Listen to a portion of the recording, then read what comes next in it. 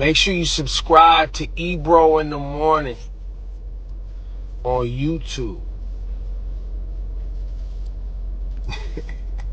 Told y'all a couple of weeks ago when they tried to run that Andrew Cuomo play on me. Remember that shit?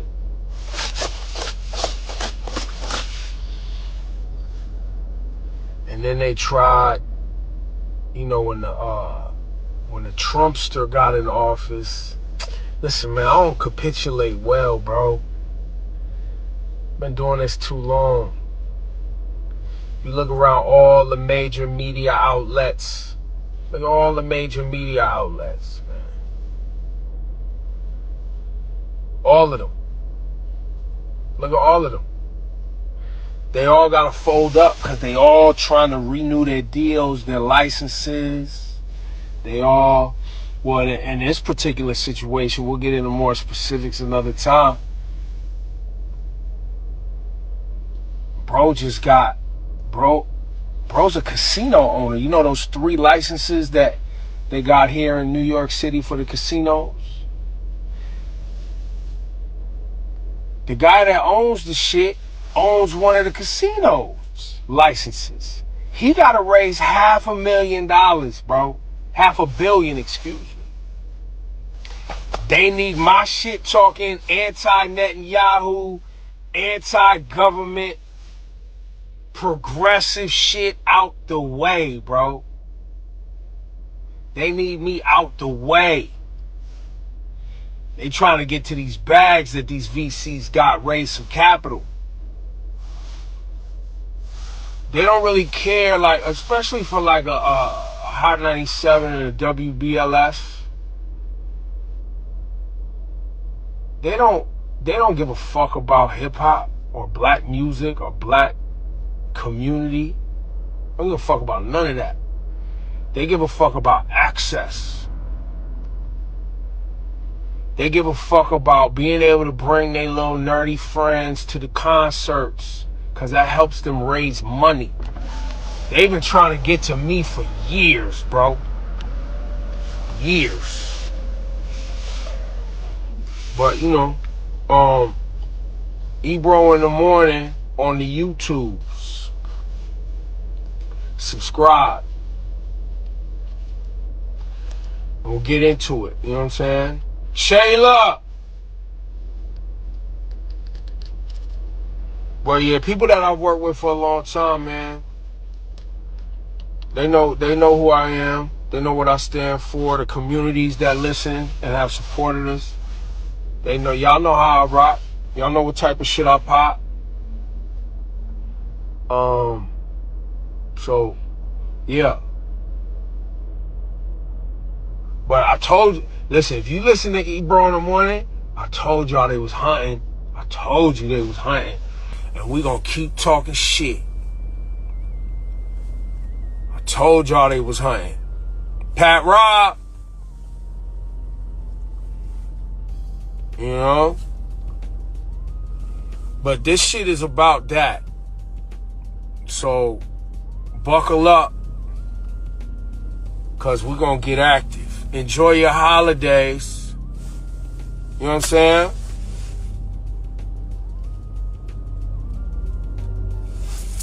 Enjoy your holiday.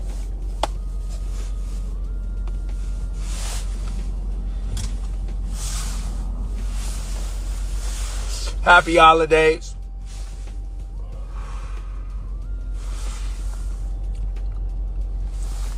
Let's get active. Don't fall for the bullshit, man. Work hard. Put yourself in position so the bullshit come every generation. Every generation. Think about it. All throughout the years, man. All throughout the years. The bullshit always come.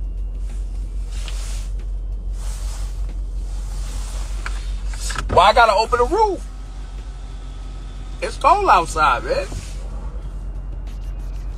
It's mad cold, bro. More to come. Ebro in the morning on the YouTube. Make sure you subscribe. So it's an odd announcement. at this time. However, we knew that there was an ownership change. Right. Ebro, even at my birthday dinner, was alluding to, hey, changes are coming. We know the game. We work here, but we just got to be prepared for when it happens. Now, yesterday, the whole hip-hop community was in shock when they found out that Peter Rosenberg and Ebro in the Morning, the whole show, had been canceled and Ebro and Peter were fired.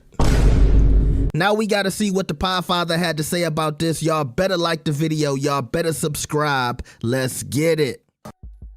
Radio Insight has confirmed. Hey, let's go.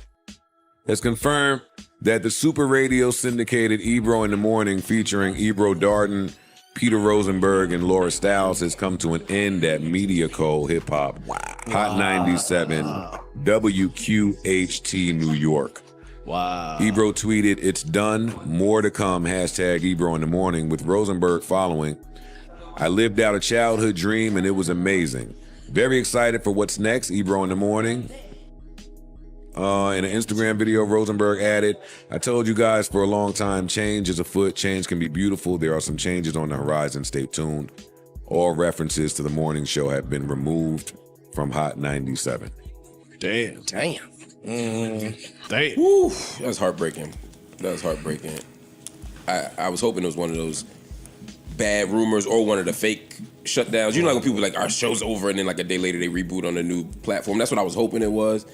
And then when I heard details of it and talking to people behind the scenes, this was going to happen. But it's a heartbreaker. This is a legendary radio show to me, and it signals a turn, I think, even further away from radio and away from some of the stuff that we care about. It's a big moment in the culture. Let me ask, and because again, we saw something similar to this when Flex went and tweeted, "Monday is my last day at 7 a.m. on Hot 97 or something." Everybody assumed it was the end when it was really just him announcing a new time slot. They're saying Ebro in the AM, that show is over. Could this be an instance of that where it's like, okay, y'all had the show from this hour to this hour, but now y'all gonna go into the afternoon as well, so we're not calling it Ebro in the Morning?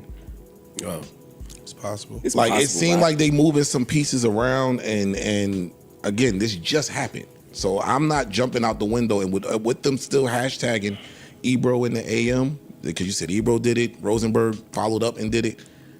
I just think it's something else there, and I think this is designed to get everybody to It's an think odd it's one way. announcement while their ratings are up. Their ratings are doing really.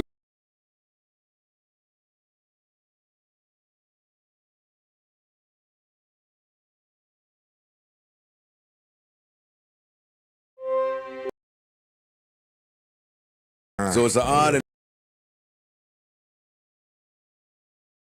Ebro has been fired and let go from Hot 97. Yeah, that's right. The lead of Ebro in the Mornings is no longer working at Hot 97. So this is a storied career to some extent. I never really thought Ebro was that great on mic, but he was good at keeping a job. Well, he would go on his Instagram Live to give his side of the story. Told y'all a couple of weeks ago when they tried to run that Andrew Cuomo play on me. Remember that shit? Then they tried when the Trumpster got in office. Listen, man, I don't capitulate well, bro. Been doing this too long. During the whole live, he was essentially saying that the reason he believes he's getting let go is because the new owners of Hot 97 Media Co. do not like his political affiliations, and also some of the statements he made back when he said that the company didn't really want or care about Hot 97 and Flex was running the station now. The new ownership of the big legend, Hot 97, didn't give a damn about investing in this damn thing here. No new studios, making cuts, cutting staff, cutting this, cutting that. However, I do wonder if it is more because he was not as much dominant in the ratings as they would like him to have been, and also maybe his pay rate wasn't worth it, considering that they're destroying Power 105 in the ratings right now. Like, if you look at the ratings for November, Hot 97 is at 4.3 and Power 105 is at 3.1. So after this announcement was made, I went back and listened to the Ebro in the Morning. It's actually on YouTube right now, and I listened to everything they said, and they did make several allusions to the show being in its last day. A lot is happening in the world, folks. Change can hit you at any minute. Any minute. You need to be prepared. You might be listening to your favorite morning show, and then one day, you never hear them on that place again. We don't know. We don't know, but follow us on Instagram, right? Oh, no, listen, I don't know what the hell's going on. We're going to talk to Ebro in a minute. I just know today, Rosenberg Radio, Laura Stiles, Old Man Ebro, give us a follow today. Yes. Let's just see what goes on. All right, we'll be back. 7:20. Congratulations, you played yourself. Now, there you saw Rosenberg and Laura Stiles allude to the whole situation and about, this is the last day. They didn't outright say it, but it is something that I think they saw coming. Ebro didn't really talk about it too much. It was more so Rosenberg and Laura Stiles. And that has a whole nother element. As Rosenberg would go on his Twitter page and announce the exit from his show, he would do it on his socials. And here's what he said. This is really long, so bear with me. Almost 19 years later, it comes to a close. Longest tenured morning show ever at the station. Became friends with my heroes. The future is very exciting, but I'm filled with gratitude for my past. Old Man Ebro plucked me out of obscurity in DC and put a mic in my hand. No, imagine this. I'm a hip-hop kid from DC. I'm not going to read all this. But anyway, he thanks God later and all of that jazz. Laura Stiles would keep it short and simple by saying we had the best time, the most beautiful listeners, and got to work with legends I love. I'm so proud of the work we did together. I lived so many of my dreams at Hot 97 and got to work with my friends. And best friends don't let go. Trust me, Ebro, Rosenberg, and I have plans and more coming next year. So what they're alluding to there is that Hot 97 rejects will now be going to YouTube and starting their own morning show online. Now, time will tell if they're able to pull it off, because one of the appeals of being on a Hot 97 is that you can play music. When you can't play music, when you don't have access to the guests, you lose a lot of visibility. And another thing that keeps them afloat is the infrastructure, right? Because if you're able to get paid directly from the content you make, it's a lot easier to show up. When you go independent, the money doesn't come in immediately. Like some of these YouTube views they're about to get are not going to be great, especially if they take that politically correct route, choosing not to talk about things and protecting their industry relationships. Now, other folks on Twitter would go off on Ebro, including his former foe, Tax Stone, who would call the radio show super whack and corny. And I think that's one of the interesting things about this is that I feel Ebro in the Morning is a testament to survival more so than exceptionalism. I don't think Ebro's morning show was great. I don't think we'll remember it. I don't think we're going to look back 20 years from now and be like, damn, man, I really miss the Ebro in the Morning era. So let's see how the rest of the industry responds, because one thing I'm wondering about is Charlemagne and Power 105.1, because if the radio show is losing to, if the morning radio show at Power is losing to a show that just got canceled, what's next? Like, is Power going to say at one point, like, we think y'all great on YouTube, but we would love to dominate in the radio ratings, because radio ratings is how we make a lot of our money. And who will replace Ebro? My guess is it will be an internal hire. So let's not get frisky. I already know, because this is the stop.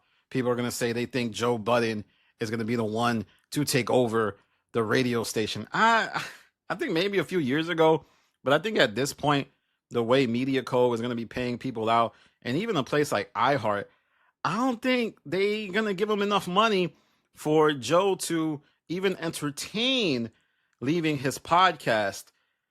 I don't see it. I think he'll probably be like, I'll make more money if I do more podcasting instead of radio. So time will tell, but I don't see Joe Budden doing it. Like I said, I think it's going to be an internal hire. Maybe they'll elevate Nessa or even somebody like a Flex to do the morning, even though going from drive time to morning is a difficult decision. But let me know what you think in the comments, listeners.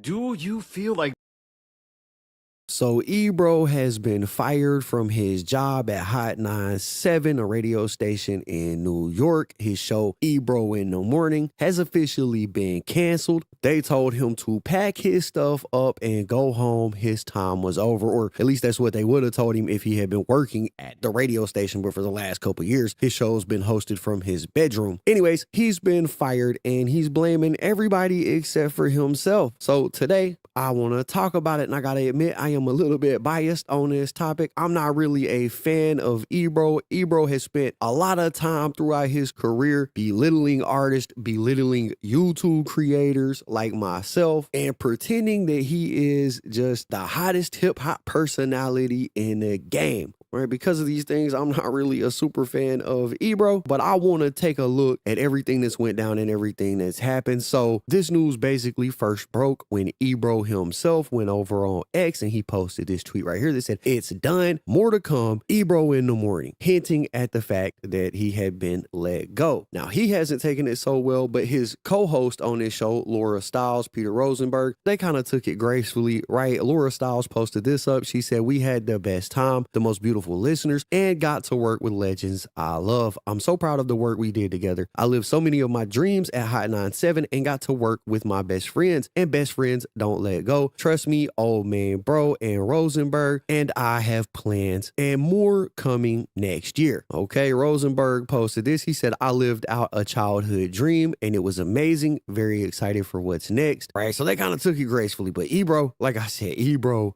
did not. He went online and he made a video where he gave his thoughts on the situation, his explanation of the situation. So I want to take a look at it real quick. Let's run the clip. Make sure you subscribe to Ebro in the Morning on YouTube.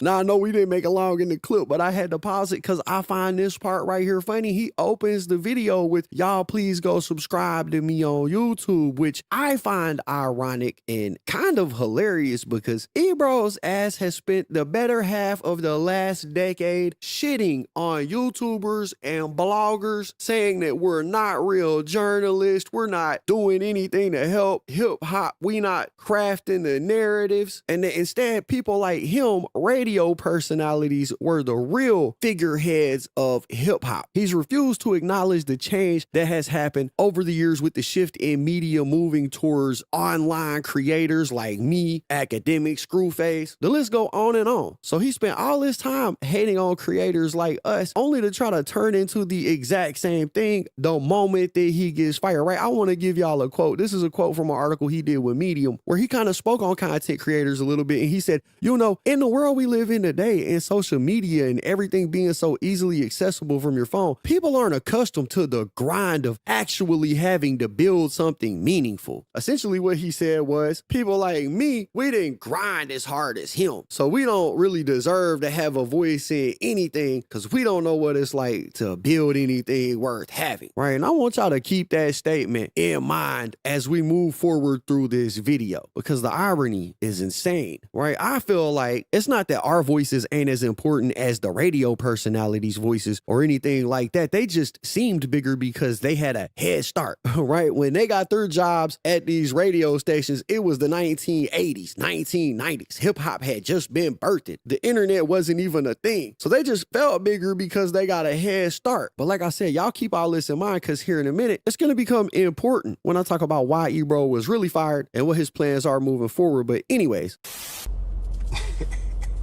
Told y'all a couple of weeks ago when they tried to run that Andrew Cuomo play on me. Remember that shit?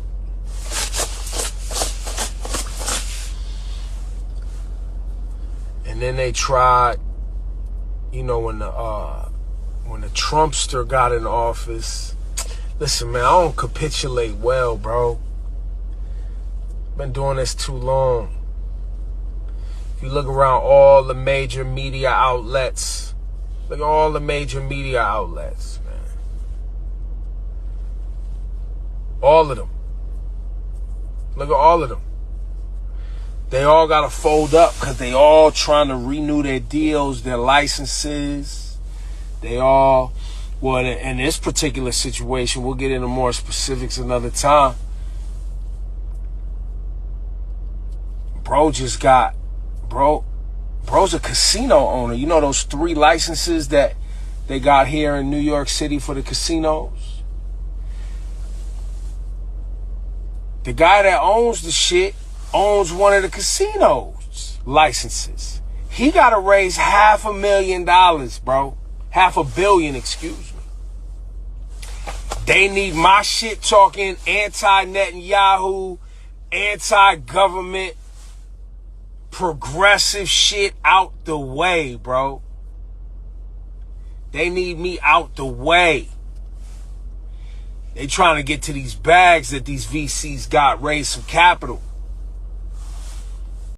Okay, so right here is where Ebro starts dodging accountability. He's basically telling his audience, look, it ain't my fault that I got fired. It's the radio station's fault that I got fired. It's because of politics. He blames Trump. He blames his political views. And look, I'm not a political person. I'll be real. I don't give a damn about talking politics with nobody. But he says the reason they let me go is because they want to raise this $500 million bag. The guy who owns the radio station is a guy who owns one of the casino licenses that just got approved for New York. They needed me gone because I was stopping their bag. And I guess if you like to, buy bullshit, this sounds real good. But to me, it just sounds like Ebro, like I said, is dodging accountability. See, Ebro's been acting like he's the most popping shit in the hip hop space for the longest time. But the truth is, he's not really that popping. If we go over and we look at the Hot 97 YouTube channel, which has, by the way, 3.99 million subscribers. If we look at their channel and their videos, you can see the videos that they've been posting, and ain't none of these videos got any motion. Most of these videos, by the way, are clips from Ebro in the morning. I mean, damn, they can't even pass 10,000 views on one of these videos with over 4 million subscribers. That means nobody that subscribed to this channel is watching their content. In fact, if I just said that their average video did 10,000 views, which it doesn't, they're doing like 2,000-3,000, but let's say that they did 10,000 views per video. That means only 0.25% of their audience is watching their content. 0.25%. That is an absolutely disgusting conversion metric. The truth is, Ebro got canceled because Ebro is not hot no more. Ain't nobody checking for this shit because him and his team have refused to move on past the 1990s. When you look at these numbers, it becomes clear why Ebro in the morning was canceled. But this shouldn't have came as a shock to Ebro. He knew this was coming. He just did an interview not long ago where he spoke on Hot 97 and he said they're gonna start, Ebro said, of potential impending cuts. He said this program right here, the amount of money they spend, which ain't a lot, but it's more than they spend on the rest of the radio station. When they get to cutting off fingers and toes up here, it's gonna happen. Bro, don't play with these people, man. Don't play with these people if you're worried about your mortgage and all of that. So he was speaking on the idea of them making cuts and letting people go months ago. In fact, just last month, he started this YouTube channel right here, Ebro in the morning. And in 2 months, it's gained about, 2.6 thousand subscribers with over 100 videos posted, right? He started this on October 31st, 2025. Here we are a month later and he's being fired from his job. He only did 18,000 views on this channel. And I say that because remember what Ebro said earlier about content creators not being accustomed to the grind of actually having to build something meaningful. Hey, well, welcome to YouTube, Ebro. Turns out you gotta grind if you want to build your presence over here on this platform. I guess you're only at them 2,000 subs because, you just,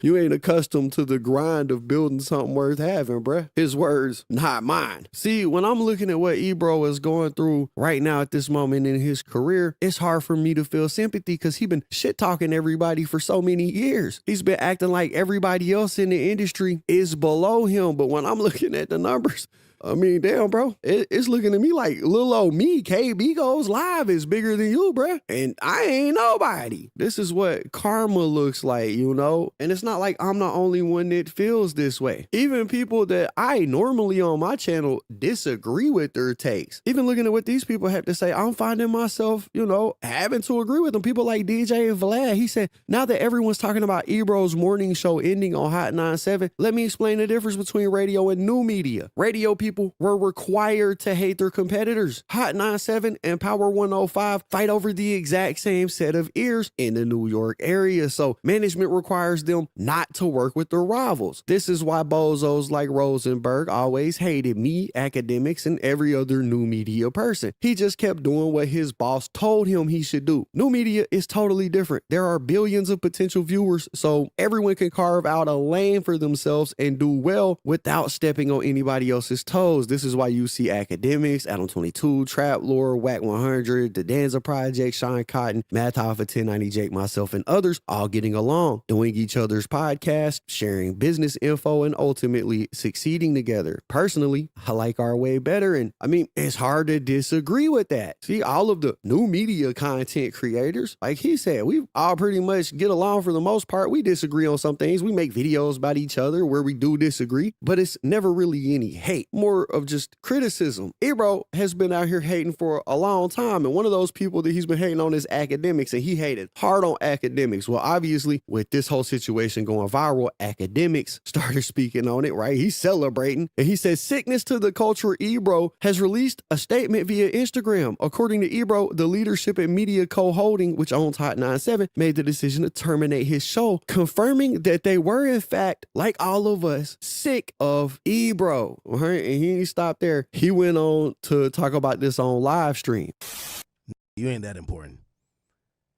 They looked at you like a low-level employee that was basically stealing change out the fucking cash register. Hold on now. Don't act like you like, oh, I'm the only thing standing in the way of them in $500 million. No.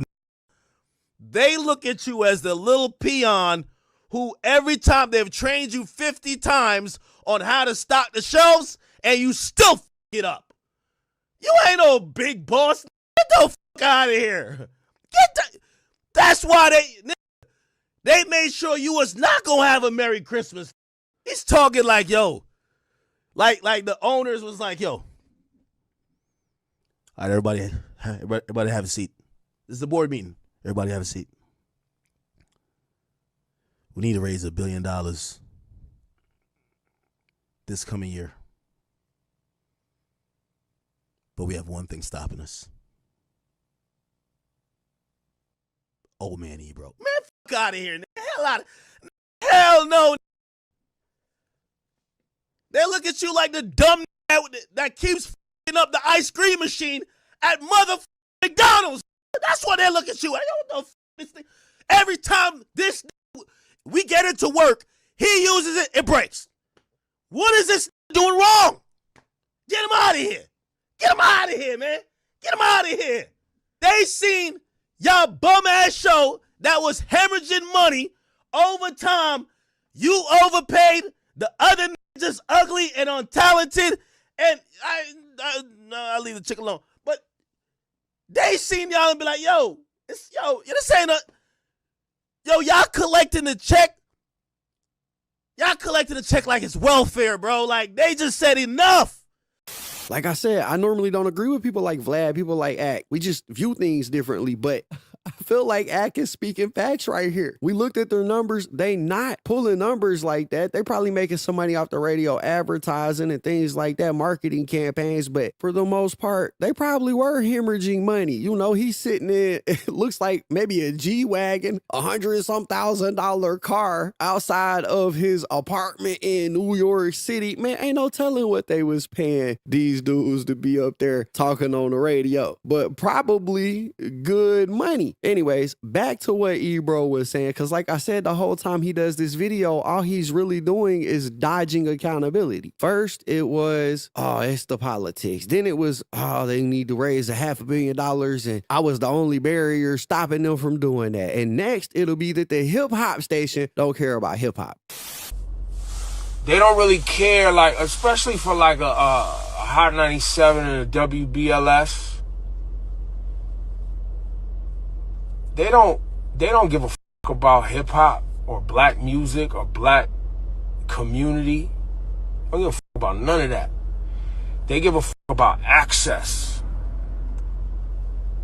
Now, the problem that I have with this part right here is he says, oh, they don't care about hip hop. That's why they're firing me. And all I gotta say is, you didn't care about that for the last 17 years you was up there collecting a check. That shit didn't matter when they was putting money in your pocket, in your words, when they was paying your mortgage, right? You didn't care about none of that then, but you do now that they fired you. As long as they was putting money in your pocket, though, you couldn't care less. You didn't give a damn what the radio programmer was saying play. You didn't give a damn what the artist had to say when they came up there on your show. You was actively helping them push their narrative. But now it's a problem. Now that, they treated you like the employee that you were and let you go.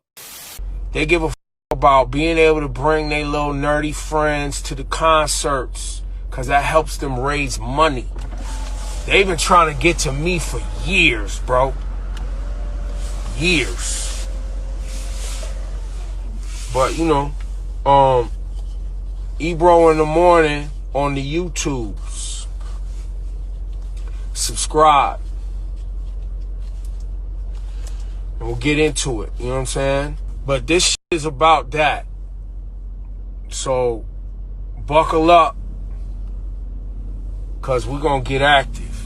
Yeah, I mean, like I said, I don't know. It's just funny to me. Subscribe to the YouTubes is funny to me after he spent all that time talking down on people like me that built a platform like this. He was acting like being an employee was better. My checks are bigger. They're more consistent. And now look at you. You having to play catch up. All that time on the radio didn't help you not one bit when it came to this online media game. You got 2,000 subs, bro. You got a long ways to go in this game right here. And to be quite frank about it, if you really want to get motion, you're going to have to do what, we've been doing this whole time. You're going to have to be in communication with some of us. You're going to have to be in the same circles as some of us. And I don't know that any of us want to be in your circle. It's funny that he's got to turn to doing YouTube now because, I thought this is where it wasn't at. I know it's got to be a humbling feeling. Now, I think Ebro, he will grow. He'll get more subscribers. The viewers will come, maybe. But it's hard to feel sympathy. I normally would never celebrating a grown man losing his job, losing a portion of his income. I normally would never be happy about something like that. But then I just got to remember and think back to all the artists, all the people that Ebro's interacted with over the years who were trying to make their way out of it as well. And all he did was take the time to try to tear them down and try to make them not believe in themselves, right? And a great example of that is Lil Uzi Vert. Y'all might remember the interview he did with Lil Uzi Vert where he was like, Uzi ain't never gonna be a superstar because you not making music that the radio likes, and people like me are gonna decide if you're a superstar, and in 10 years when you fell off, I'ma still be right here at the radio station going hard, right? Y'all remember this?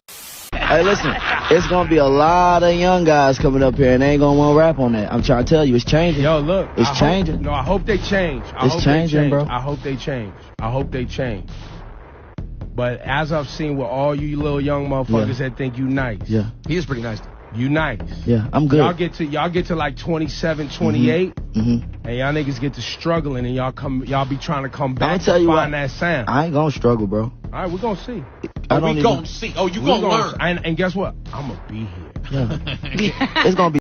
They say only time will tell, and it looks like time told. Ebro was mad confident when he was saying that to Uzi and numerous other artists. There's so many examples of him doing this to people, right? And look at you now, bro. This is what it looks like when your head's bigger than your body, when your ego is bigger than reality. You feel me? But yeah, man, that's what I got. That's my take on it. That's how I see it. Y'all gotta let me know what y'all think about it in the comments down below. Don't forget to hit the like button, subscribe, tap the notification bell so you get notified every time I upload a video. And as always, it's been fun rocking with y'all, man. I'm out.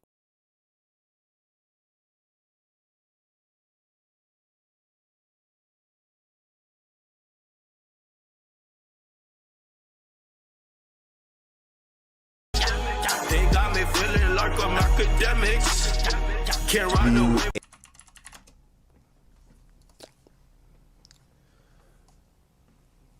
50 Cent once said this guy was the single-handed reason why New York City radio and hip-hop went in a decline. I hate to say it, I do agree. He's a guy from the Bay Area. He was given the title of program director at Hot 97. And this was a guy who, with all due respect, had zero foresight for where the game was going. He was like exactly what the record labels were. The record labels, and let me not go down that path, but I'll just make it a two-liner. The record labels got all fucked up and they were fucking stuck on stupid, and mad niggas got fired when they realized that people could burn a CD and upload the shit to a peer-to-peer sharing software like Kazaa, LimeWire, Napster. The music industry, bang, it was in a dismal downfall.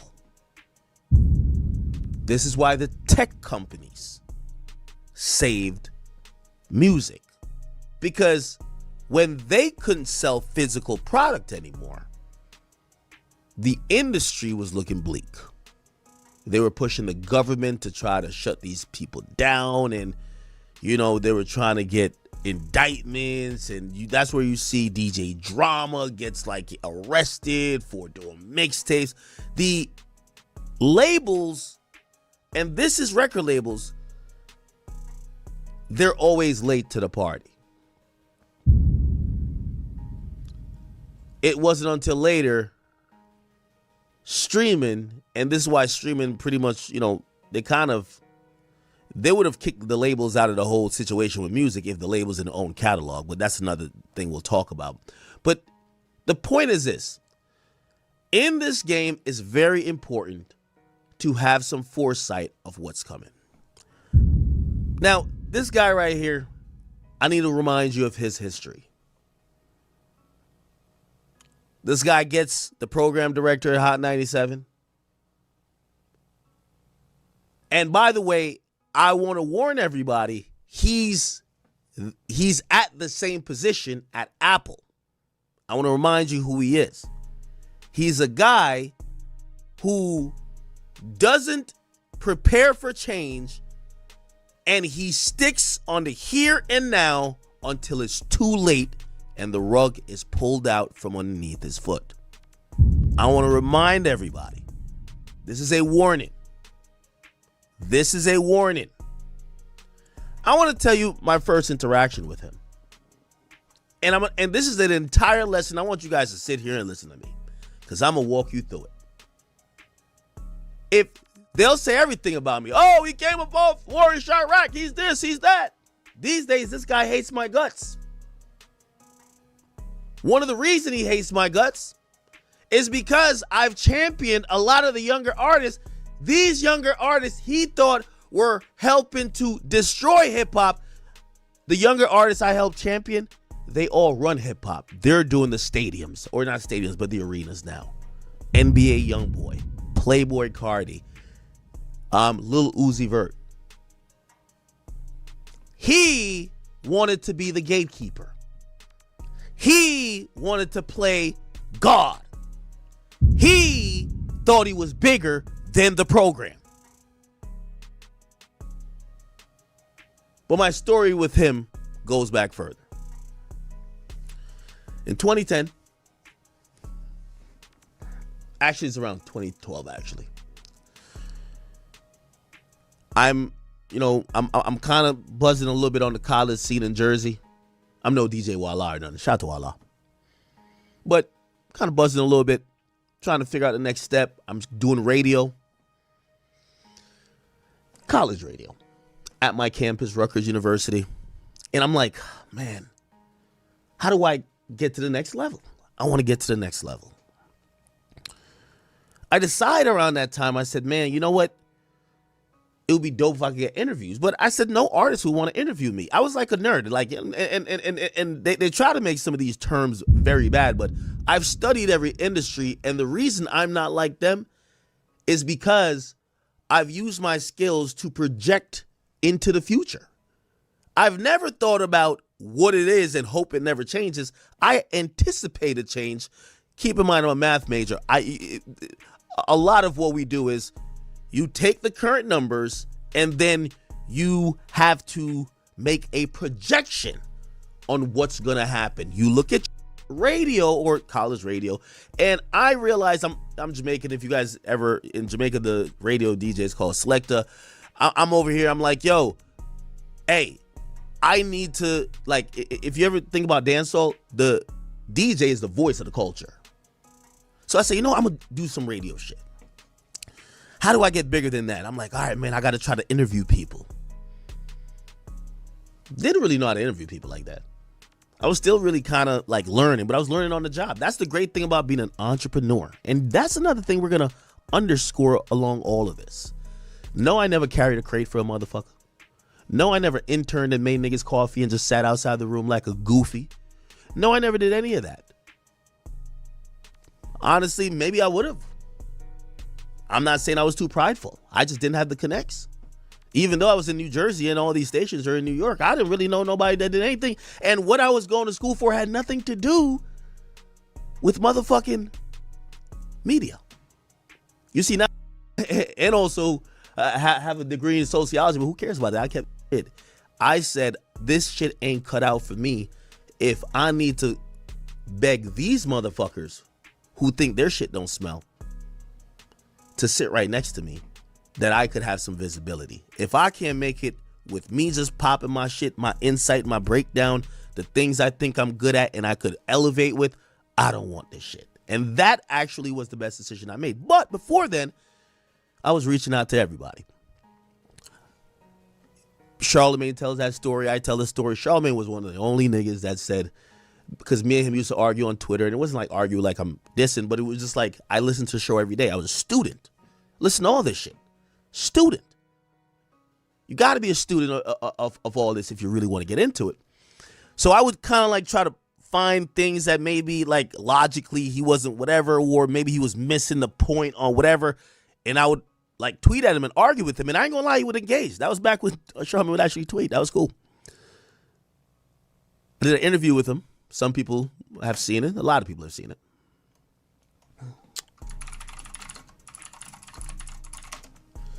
Way back. It's like in 2013. Architect of aggravation, Charlotte. Ironically, 2013, you hear Charlemagne said hip hop is in a golden era. This is no diss to you, Charlemagne. This is raccoon Charlemagne. No bleached skin, no not bleach, but like, you know, no pigmentation fakes. This is raw Charlemagne. I know this is a slow story. Just buckle up. So I did this interview and, you know, I was very proud about it. I was pretty much a novice. I was giving Charlemagne credit. I didn't even know how to outro the thing. Charlemagne told me how to outro. I can't even lie. I think he said it before too. Cool. I reached out to Hot 97 and I wanted to talk to them. I reached out and I hit up. I wanted to talk to Ebro. At the time, there was a music producer or a music director. Her name was Carly Hustle. When I reached out, in chat, there's going to be a lesson in all of this. When I reached out, I was greeted with they looked at me as the ops. Obviously, I looked up to Charlemagne. I was a huge fan of his. But because my interview with him was out, they told me, ain't you Charlemagne's boy? Why the fuck would we be doing something with you? Subsequently, nothing ever happened. We never did the interview.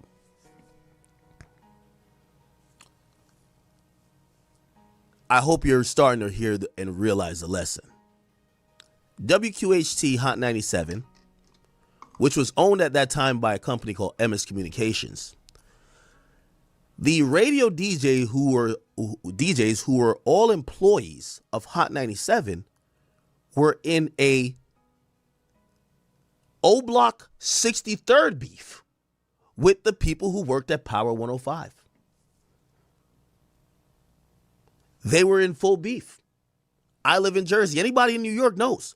You couldn't, at a point, you couldn't have, if you went to a big party You couldn't have a Power 105 DJ and a Hot 97 DJ on the same lineup. It was straight up beef. Now, think about this, and this is why it's very important to recall some of these things. These motherfuckers were beefing, gangbanging pretty much, for a company they didn't own. But you know what? They felt like they did. Why? They walked around like big shots. When they had that logo next to their name, Hot 97 or Power 105, they walked around like their shit didn't stink.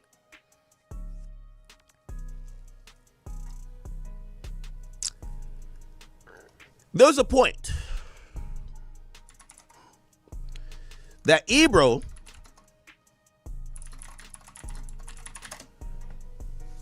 got into It's the Hot 97 Morning Show. A gatekeeping, and this is how much he was feeling himself. He was acting like he owned WQHT, which is called Hot 97, which I told you is owned by the federal government. But he was moving like he owned it. Just like now, he moves like he owns Apple. Didn't I tell you you're going to see the same things come up?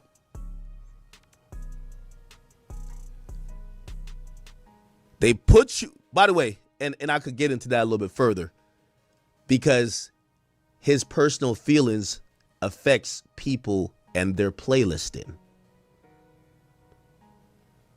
I have several examples, but we're not there yet.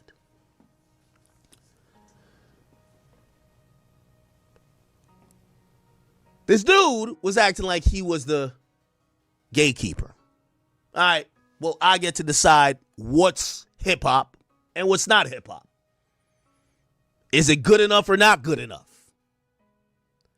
And this continued, but it spilled on to even on-air arguments where people would... But what's crazy is though... You wanted to get ladies on. Because I knew... have to compromise station. Props. And what station is he on, my nigga? What station is he on? And what station you at right now promoting your shoes? You with us, my nigga. You been with us, my nigga. Listen, because niggas want to act like we not moving out here, my nigga. That's what we made moving. Me, first of y'all all, niggas is tripping. Wait a minute. First, and look, you Buck, you my dude. That's why I said it. I was here before you got here. Now, a huge debate happened in New York City where some artists, because radio was the only outlet they had, they were like, well, this is supposed to be a local station, even though it's one of the biggest. How do we get an opportunity?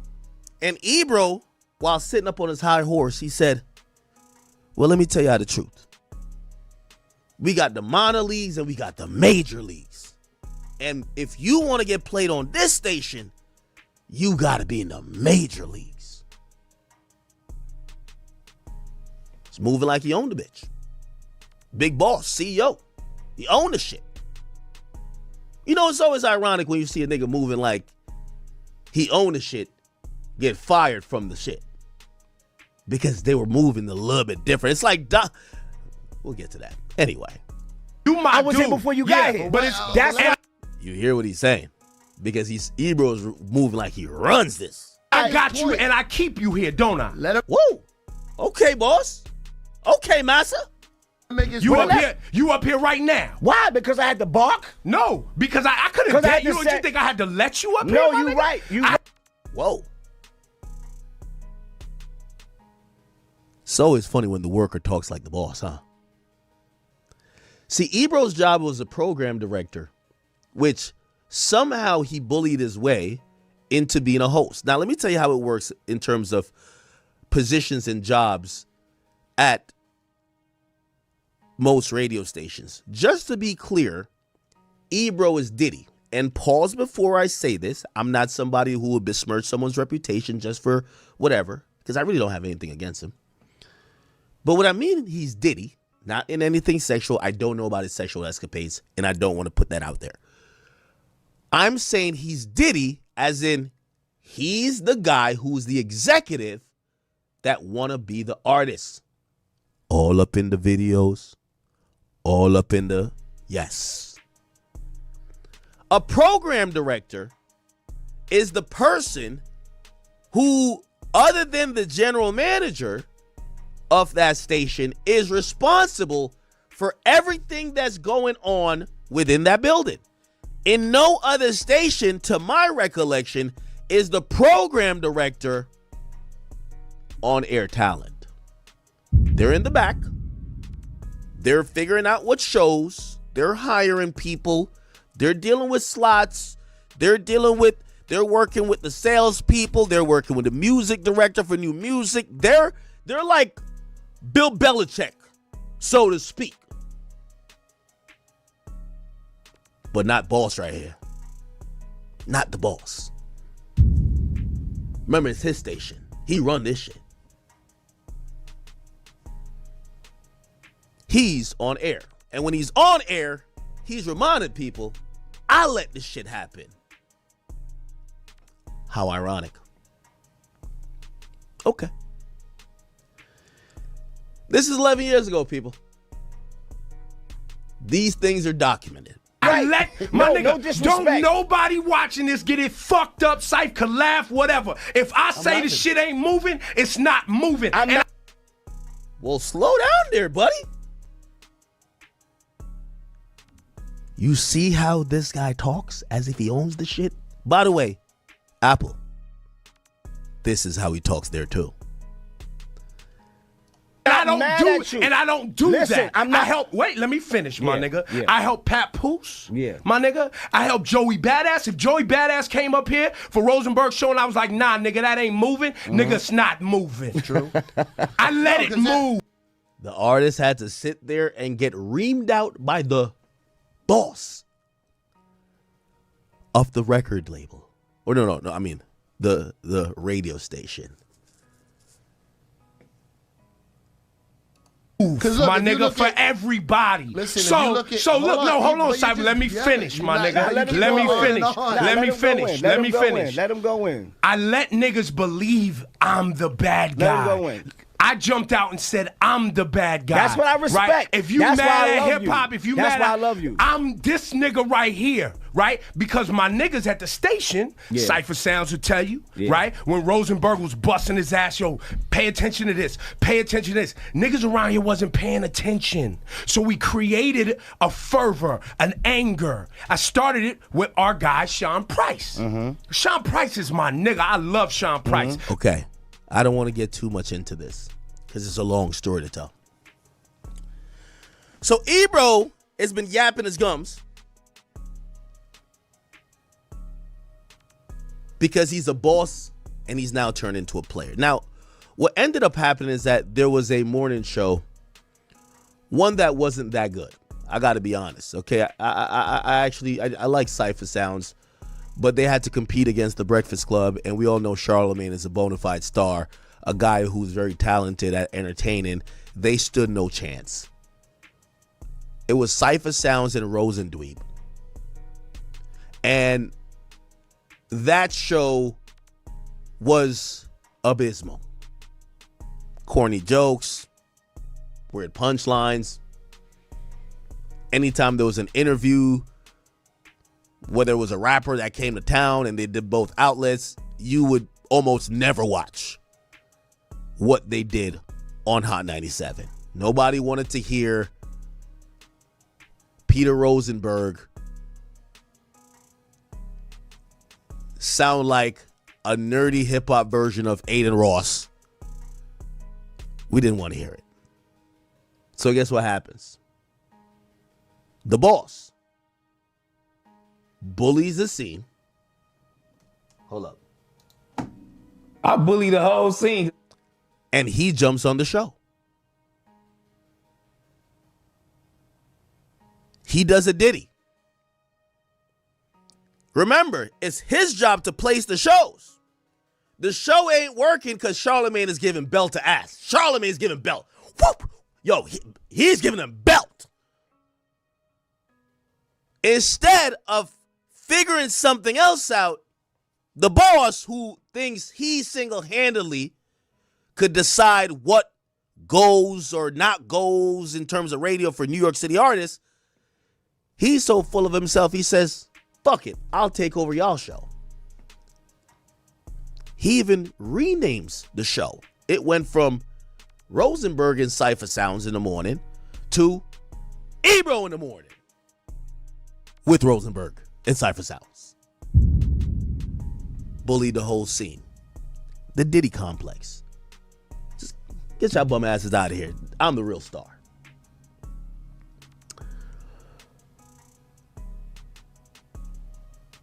Now,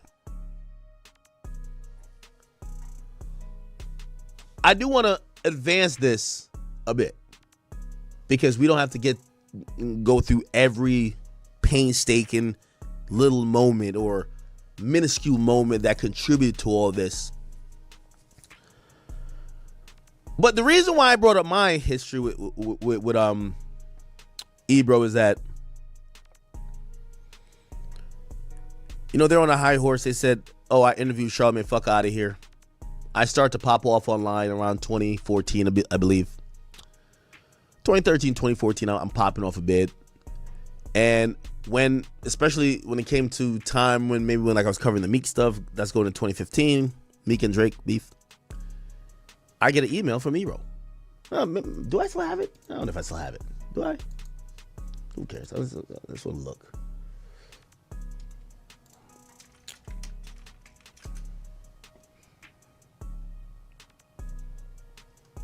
Yeah.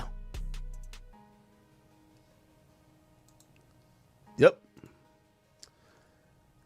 Wednesday, December 17th, 2014. Now, I want to make sure as I'm telling the story, I let people know I am not upset because he just said fuck off or his people said fuck off at the time. That's not the point of what I'm trying to say to y'all. The point of what I'm trying to say to y'all is that in entertainment, it's always important to have some vision of what is to come. What I'm actually accusing Ebro of is being someone that lacks vision. And in multiple, as you will hear as the story goes on, I'm going to speed it up a little bit, but every time he saw the next, he rejected it until he had to conform. To put it in perspective, chat, by 2014, I'm making almost damn near $100,000 a month. Like I'm kind of out of here. Right? No, it wasn't 24. I was 2015 actually. I'm almost kind of like out of here. But like I'm super popular in 2014. So like he's doubling back, but it's a little bit too late. You get what I'm saying? You'll hear that when I tell the Uzi story as well. So,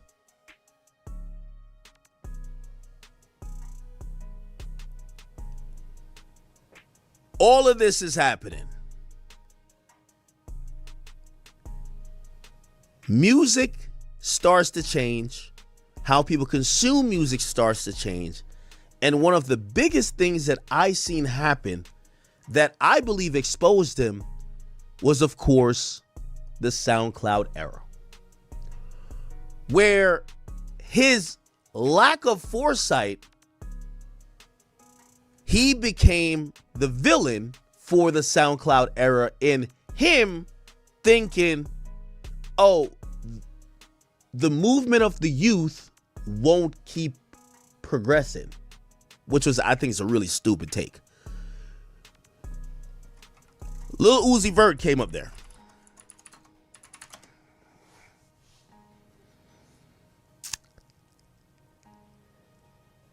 And in this interview, Ebro, still the pompous guy who is now did a coup on the morning show. He took it over. He's the boss. He's Diddy. He's the boss. He's the star player. It's his show. He controls what artist could pop off because he plays whatever he wants. He's acting like he owns the shit. We never knew someone could fire him. Do y'all remember this? I don't know, man. This is I mean, I respect It's the cool. fact you fell off at the end. Yeah. You Put another beat on. Shit. Nah, because all I got is old man beats and you're not built for Hey, that. listen. It's gonna be a lot of young guys coming up here and they ain't gonna want to rap on that. I'm trying to tell you, it's changing. Yo, look. What did I tell you and what's the theme of the story? For anybody who, listen, I'm not speaking to Ebro. I'm speaking for other people, and I've learned this myself. Embrace change. This culture, the meta, whatever you want to call it, the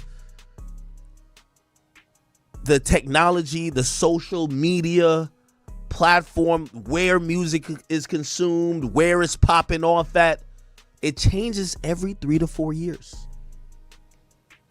Never be an Ebro.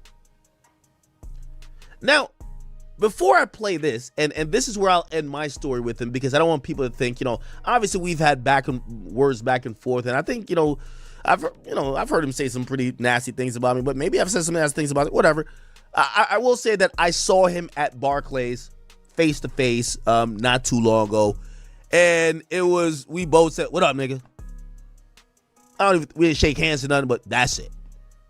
So it's a lot of talk. Nobody's doing nothing, and nobody should, right? So, just to let you know that. But to end my part of the story, for whatever reason, and I always thought my place in hip hop, chat, I want to tell y'all the God honest truth. When you see some of these guys getting at me, I hope you understand that there's a few things a lot of times that's at play. I'm not saying sometimes, maybe they have legit reasons, but a lot of times you always see these things seethe up into it. Anytime they bring up Chirac, it's not because they care about Chirac. They have never gotten mad at anybody else covering Chicago. There's still people covering Chicago. They're not mad at the rappers who may have exploited or contributed. They're not mad at any of that. What they're really mad at, they're jealous and mad at my position. And usually it's never no one that's of equal or a stature above mine. They can disguise it all they want, but once you hear that, just know. 100%. That's why I've stopped even engaging in conversation with it. Oh, you can't. Wait, you're still talking about a come up when I've been doing this for 15 years? Even if you think that's how I came up, you think I stayed at this level because of that? But they can't say anything nice. They don't like you. They don't like me. It's okay. One of the times I'm in a back and forth with Ebro. And Ebro, and I was trying to look for the clip. I couldn't find it. If anyone finds it, let me know. Ebro and his pawn, Rosendweeb, they say to me, you don't even have a fucking platform. Remember, they're acting like they own Hot 97. So they say to me, you don't even got a platform. You don't got no damn platform. Now, anybody who watches me, because I think I had made the argument that no, I'm building something here. But once again, they were always stuck on the here and now. They never looked beyond that. Chat, and this will make sense in a second.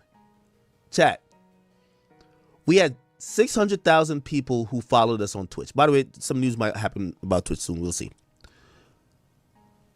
We had 600,000 people that followed us on Twitch. We got with Rumble. We brought 100,000 people over there. We're on Kick. We're going to bring 100,000 people over there again. We're on YouTube. We got millions over there. We have shown that our audience Yes, it is centralized in certain places, but what I've done is build audience over time, not necessarily one thing, because we move around. Y'all know it. So when I go and I quote this number and I say, yo, there's 15,000, well, actually it's 14,744 people watching now.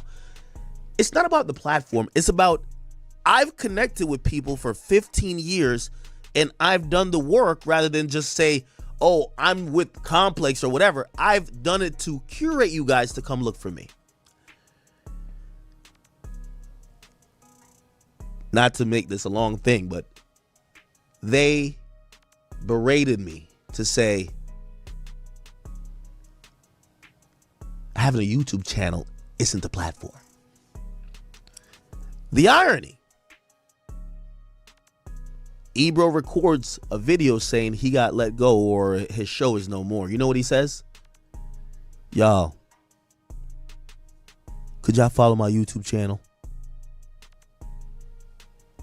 10 years after he done told me having a YouTube channel ain't shit. Do you see where I'm getting at, chat? I'm showing you step after step after step after step. By the way, it's the same thing with Rosendweeb. You know why their podcast just kind of went away? Because they never built an audience, and they were so late to the party. Rather than do the grind and be embarrassed because they didn't really hone the audience early, they just gave up. That's what they did. Just gave up. But once again, I'm trying to show y'all the lack of foresight is what has put everybody in this place. I want to play this clip now before we get to the current stuff. Because when Uzi sat in front of them and said, hey, listen, let's get some different beats. And it wasn't about the freestyle. I also understand the freestyle element because shout out to Flex. Flex does a great job and he gets freestyles. But you know what Flex does amazing? Flex understands shit is moving. You know what Flex does? Flex knows how to, he knows how to reinvent himself or adapt to the changing marketplace of music. Ebro, he always felt he was a standard. You know why? He's on his Diddy shit. I'm the big boss. So when Uzi said to him, yo, bro, you know there's going to be a lot of artists coming up here that might not want to do that. Things are changing. The big boss, who, remember, he says there's major leagues and minor leagues, and he's a major league. He thought it was George Steinbrenner. He basically said, nah, here we go. Listen, it's gonna be a lot of young guys coming up here and they ain't gonna want to rap on that. I'm trying to tell you, it's changing. Yo, look, it's changing. I hope they change. It's changing, bro. I hope they change. I don't know, man. I respect the fact he fell off at the end. Yeah. Hold on. I want to play the full thing. Lil Uzi Vert proved a titan of the industry. One of them old beats, I'm not rapping. As old man beats and rockstar thing. What does that mean? What does that mean to you? It means a lot to me. It's a lifestyle. Like, what does that look like? Is that just... It look like me. It look like Marilyn Manson. It looks like Gigi Allen. 4 years later, Ebro had this to say about it. Okay, no, let me go actually play this. My fans, like, yeah, I do not care about Caddy like it. But another beat on shit. Yo, look. It's changing. I hope they change. It's changing, bro. I hope they change. I hope they change. But by the way, he tried to like set him up and put some beats that was not like, if you knew the artist of Lil Uzi Vert, that wouldn't be probably the beats you would put for Lil Uzi Vert. But he was so stuck on the past stuff. That's what we would put for Nas. So if you want to get in the culture that Nas helped build, you need to rap like Nas. You know?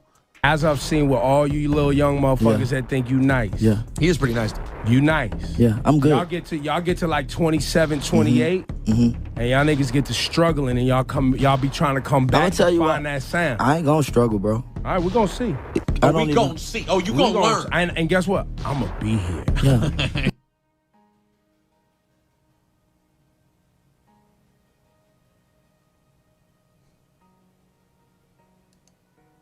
And guess what? I'm gonna be here. Yeah. Yeah. We gonna see. Oh, you gonna learn. And guess what? I'm gonna be here. Yeah. We didn't say nothing. Yeah. And then here you are. Shit. You'll decide when you're a rock star. Let me hear it. And Look at the gatekeeper in.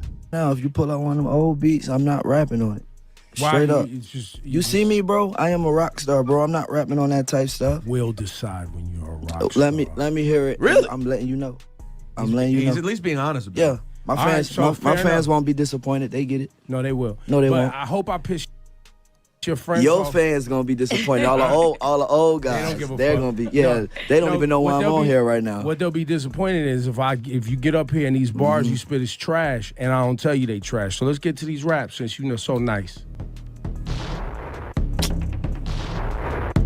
This nigga want me to make a song like. You said that was your favorite Kanye Yeah. song, right?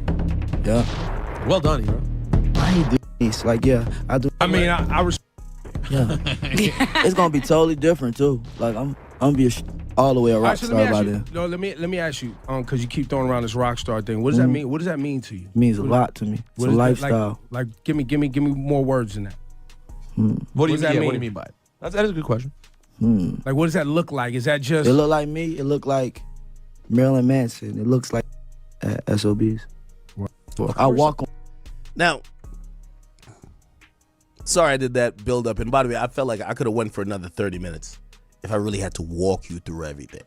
Because I remember this shit crystal clear. By the way, 50 called us out. But you said, look, the New York City hip hop died. I didn't shoot it. No, you no. did it. No, Because you pulled nobody it apart. else can. You pulled it apart. You had everybody beefing with you. Anybody did a record with Joe or Ja He did was it. beefing with you. At a time when we could have had unity and everybody came, the marquee No, we could artist, not. the new artist, the marquee artist, Hey, look, you know did what? not want to work Check this together. out. Listen, look. We could not have had unity at that point. You don't really want to say what it is because of how he perceives Jay. He wants to. Who, is this me?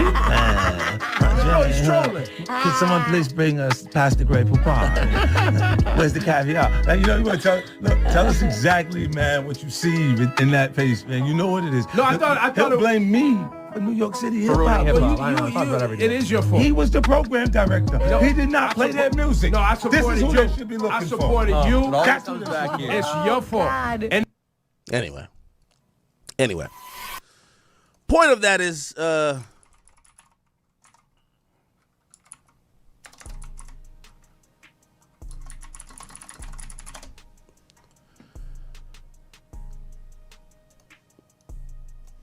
Radio Insight reports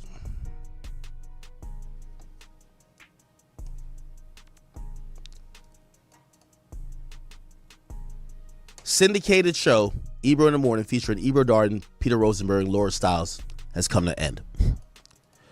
Now, there's one more part that I do have to remind you guys of.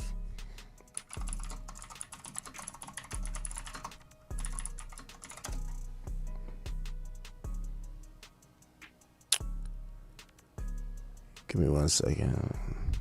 I'm just pulling up the news. Okay.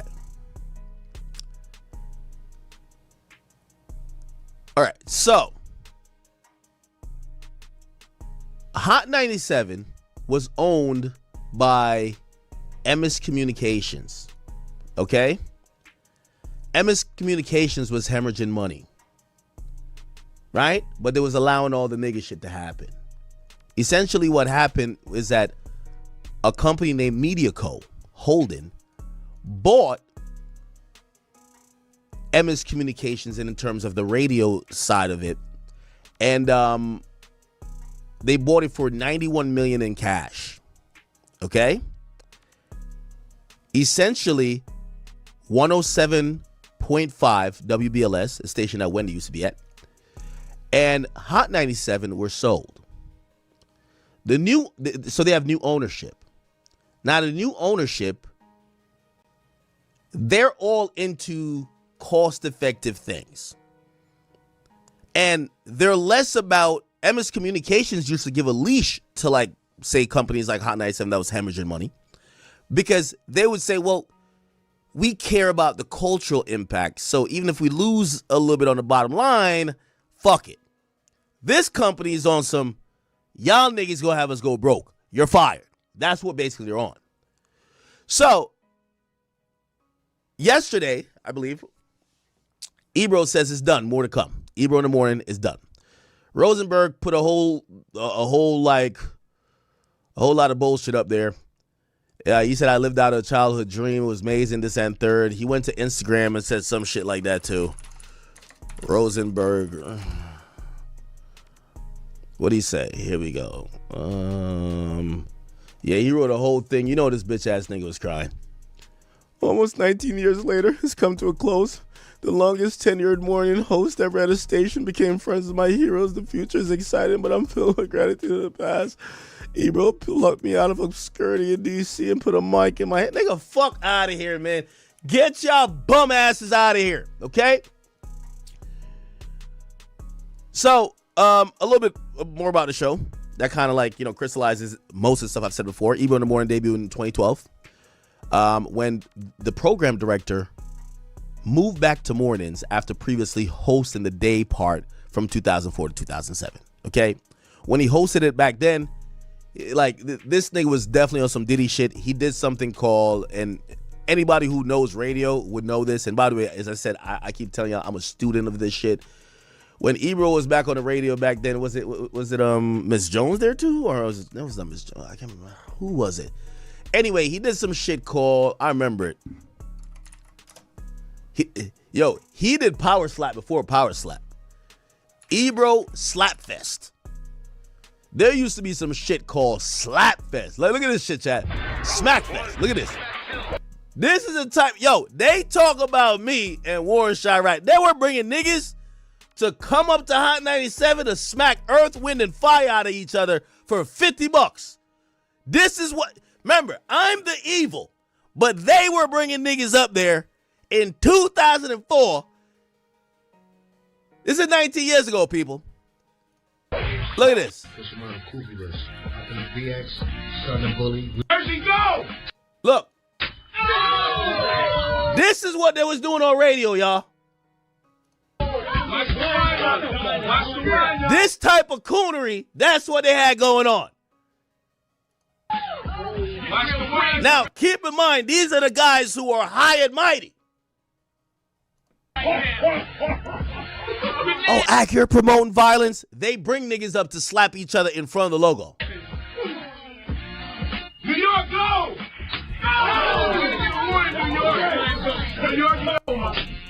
Bumbucklot. Yo, Dana White got it from here. New York, go! Jersey, go!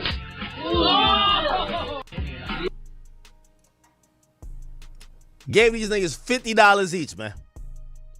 $50, chat. $50. I like to let people know. Yeah, some of these were entertaining. I ain't gonna lie, though. What up, though? Keep it in place. Chitara, go! Yeah! But when these guys are on Twitter acting as if they're high and mighty and they're like, how could Act do this and do that? How could Akademiks have his opinion about this and do that? These people were treating people as crackheads. Oh, you want some tickets to the 50 Cent show? Well, come up here, get slapped, slap somebody for our entertainment, laughter, and we'll give you some free tickets and $50. But they're the people that sit on the soapbox. Aisha, go! Oh, shit. Chitara, go! There was some knockouts, too. Yo, they slapped the chick so hard the Hot 97 sign fell off. Keep it fair. No hitting the head and no following each other after the show was over. We just hit the nest from Oh, matter of fact, I ain't gonna lie, DJ Envy was working there, too. Go!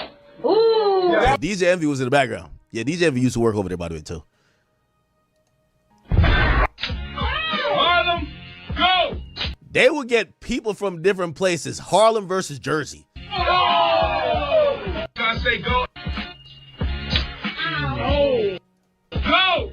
They would get mothers, wives. They had no type of moral compass. But remember, they're the ones who say, Ack, you're really bad for talking about people in Chicago. We could bring people to slap the fire out of each other. But it's important that I just give that context for these people who, with lack of knowledge of their history, they rewrite themselves to be saints. Okay? Now, if you guys want to watch this, just search up Hot 97 Smackfest. I believe they eventually got sued. And Emma's communication was always sleep at the wheel, so they never really shut it down.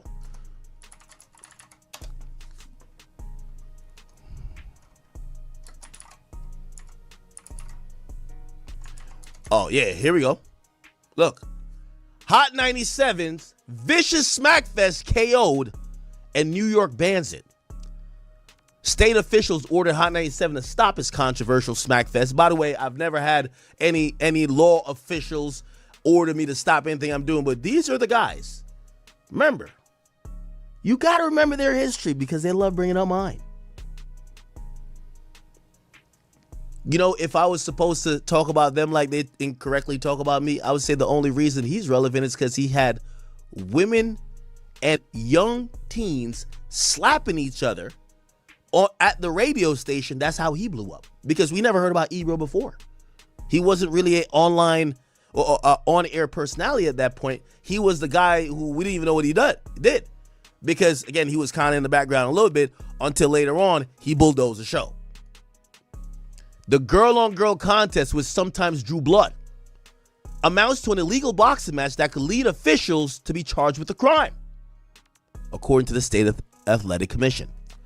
What's more, the commission warned the general manager, as well as the chairman of the parent company, Emma's Communication, that they're going to face a $10,000 fine if it continues. Half a dozen city members asked the state attorney general, Elias Spitzer, to rule the bouts out of bounds under state law barring unlicensed fights. Okay? This is how them dudes was giving it up. During one of the matches, Hot 97 DJ Ebro intervened to stop the smacking, saying, "We got mouth blood." But he later brought the two women back for more smacking. Exactly. All right. By the way, the tournament of slapping was, oh, you might win 5,000 if you slapped enough people. Anyway. So, as they like to memorialize how they claim my platform came to be to its prominence, I need to tell you how their platform and what they've been doing for the last 20 years. Stuck in their ways, pompous and arrogant, gatekeepers, refusing to change, carrying women, some of these people might have been pregnant, slapping each other, fights, blood. None of the things that I've been associated with, but these are the people who now sit up on Twitter and talk like they're angels. Okay. So Rosen Dweeb basically says he's getting fired, and I've done a number on him. Rosen Dweeb had like a wife before. I exposed she was getting donkey fucked by, like, you know, the male guy. You know, she was getting that BBC. He was obsessed with me while she was getting the BBC. And we weren't talking about necessarily the news station at all. Now, after, you know, I hated to be the bearer of bad news. I've kind of done it a couple times, but it's okay. He broke up with her. I'm sorry for that, Rosen Dweeb. I'm pretty sure he hates me for life for that. I thought I did you a favor. If your chick getting the BBC while you're over here researching me, I think I did you a solid to say, bro, focus on your girl. She's getting slonged down. You know what I mean? She's getting donkey fucked. Anyway, that kind of happened. So I'm gonna spare him today. I've always told you, like, when me and him got into it one day, he sent me this long-ass message. I thought he was my bitch. Like, I was like, what the fuck? You know when your girl send you that long-ass message? Like, what the hell? You see the dots for days, and you're like, yo, I hope she's not still typing. And she sends you the shit. And it was like, I'm not jealous of you, Academics. This is after I was giving them belt ass. I'm not jealous of you. I just think you need to use your voice in a very inappropriate way, in an appropriate way. And you have a lot of. I'm like, man, get off my dick, you fucking bum ass nigga. Yeah. Anyway. Well, let's get back to Ebro Darden. Now we realize that the show has been subsequently canceled. Actually, no. Let's hear what Rosen Dweeb had to say. Here we go. Tried to tell you guys for a long time, change was afoot. And change is afoot. But change can be beautiful. So, yeah, there's some changes on the horizon. Stay tuned. I tried to tell you guys for a long time. Now, I hate to it's not really that personal for me because I feel like I've lapped these losers a couple times, but it's okay. I do need to tell you all the details. Now, when I get to Complex, Joe leaves. I'm running Everyday Struggle. Cooling up there. They bring this loser on, and he's moving like a diva in there. He got wardrobe, he got this. We don't even got that. Nigga, I'm showing up with regular hoodies, whatever. Like, this nigga got all type of shit. On one particular day, they would film after us. I think I seen him like once or twice in the hallway, but I'm not a fake dude, right? Obviously, I'm not going to attack the guy. I'm not a violent person, but I'm not going to do the fake kick it shit when I know you're on Hot 97 constantly sneak dissing me, right? We're not cool. This dickhead goes online afterwards and says, I seen Akademiks in person. He looks scared of me. What? Now, I subsequently one-upped him and I said, listen, let's meet somewhere and I got and catch a fade. Like, come on now. And I hated to even bring it there, but if a guy who is experiencing the most extreme case of male pattern baldness, he's been bald for like about 2 or 3 decades now. If this guy was going to let the internet know that I saw him and I was cowering down, come on, chat. Like, I get if it was like a rapper like Chief Keef. It's like, I seen Ak. He look a little scared. All right, cool. Rosendweeb? Like, come on, bro. So anyway, that happened. What on the bridge? Who cares, right? So, I guess this was his pre-announcement that he is basically out of there. To be honest, chat, he hasn't been a factor in hip-hop in a while. We ran his ass to WWE, okay? His specialty is is Roman Reigns. Why does this nigga look like a black version of me? Pause. With the fat version of me, too. This is his specialty now. Like, you know what I mean? Like, Booker T. Like, it's one of those, you know what I mean? Stone Cold. That's him. Like, we ran this bum out of hip-hop. And Nicki fans, you're welcome, because I remember when he criticized Starships. Y'all didn't like him, but trust me, I got him the fuck out of here. This is him right here, okay? This is him right here. He's over here talking about... This last match should be for the title. Cena should be winning the title. He should... They're just talking about a bunch of bullshit, bro. Is Logan Paul and Paul Heyman, is this a full-time thing? Is this where we're going in the future? Yeah, we ran his ass out of hip-hop. Nigga, get to the wrestling stage, okay? And even then, they look at him as a clown, right? So we got him out of here, respectfully. We don't really need to talk about him anymore. I did a number on him, lost his wife, punked him. He's copping police, the DMs. He's balding. Took his relevance in terms of like having a voice in hip hop. He's commentating fake wrestling matches. Nothing wrong with it because I like wrestling, but yeah, he's out of here, right? But let's get to the main antagonist. The main antagonist is the guy named Ebro Darden. He's the guy. He's Diddy. Now,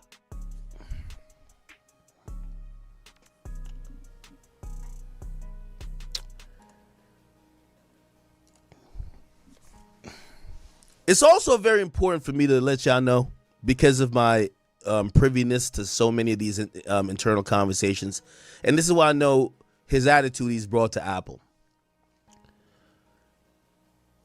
Ebro is one of the main people that tried to institute street rules up at Apple Music. He was treating Apple's playlist like it was Ebro's playlist.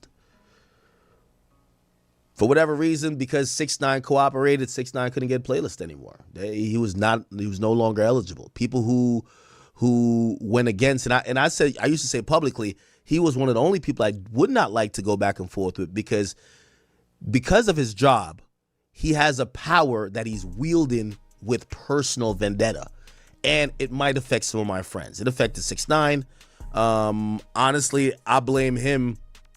I blame him for not playlisting Quando Rondo. I had that conversation with motherfucking with YoungBoy. Say couldn't get Quando because they were picking sides. Who runs Apple Music, the global head of I had these conversations. So he's been doing this for a while. And I'm just trying to say it didn't stop. It didn't stop at the radio station. It's continued. But let's stay at the radio station for now. He's been running this shit like big boss CEO, whatever. But now we find out his show has been terminated. Let's listen to him in his own words. When was this? Today or yesterday? Let's hear what he has to say, chat. Oh, by the way, Tory as well. Yeah, Tory was getting the blackball. He's been somebody who has been part of blackballing individuals he didn't feel was morally fit, or a lot of times issues outside of music with what he wanted to put up there. By the way, despite anything, I've said about Kendrick Lamar, you do know I do like Kendrick Lamar's music. And I think he's a decent person. Obviously, I'm a Drake guy, but still.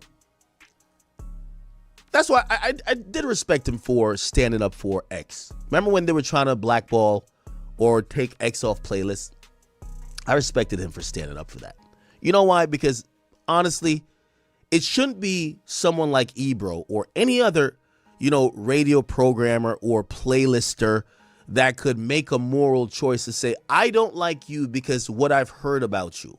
And because I don't like you, and I'm going to personalize this based on my feelings on what I think you did or what I think you are, you don't deserve a chance in this new era where there was a time, I think it's been increasingly less now, where playlists were the way how people found music. And he was using it to say, you don't get a chance to make money for your family anymore. No, you don't. Because I think you're a bad guy. No, you told on your neighborhood. Your career is good. And to me, that's problematic. That's a bigger issue than Ebro, because there's these people who still think they're gatekeepers. They're realizing they're not anymore, because even if they tried to do it to Gunna, which they didn't try as much, but they did try a little bit, people are going to find it on TikTok through an algorithm, and then you're forced to play it. So it's becoming a little bit less. But there was a time where these playlists were the end-all be-all right after radio lost its initial or one of the first few phases of relevance. But let's listen to Ebro as he tries to explain why he lost his job. By the way, I also want to remind y'all, Ebro once referred to Drake, and this is what I've always said. He has a very messy job. I like Carl Cherry. Carl Cherry's my guy over at Spotify. What he does, he runs all the playlists, but Rap Caviar is his baby, right? He inherited that from who is it? Is it Tuma? But he doesn't let his personal feelings, and I talked to him a good amount. He doesn't let his personal feelings, whether maybe an artist ratted, maybe that artist he doesn't think is as he gives everybody a fair shake. Hey, this song is going up. Hey, let's put you at the top of the playlist. Takes himself out of it. You know why? He realizes he's not making his own personal playlist. He's making a playlist for the hundreds of millions of people who pay a subscription fee monthly to Spotify. Ebro does not do that. And that's the problem with gatekeepers now. Now, some people might say, well, don't you treat your platform the same? You're damn right. Because fuck Freddie Gibbs. But here's the problem. When y'all come to Act platform, you come for Act. You come for what I built. This nigga was treating Hot 97 like it was his radio station. He picked and chose who went and who didn't. What was eligible to be played and consumed and what wasn't. He's at Apple choosing who should have a career and who shouldn't. It's Apple's playlist, nigga. It's not yours. Go build it and you could do it yourself. But it rubs at least me the wrong way when your antiquated views of hip hop, you could control an entire streaming service. Think about this. If you're the person, and I want to,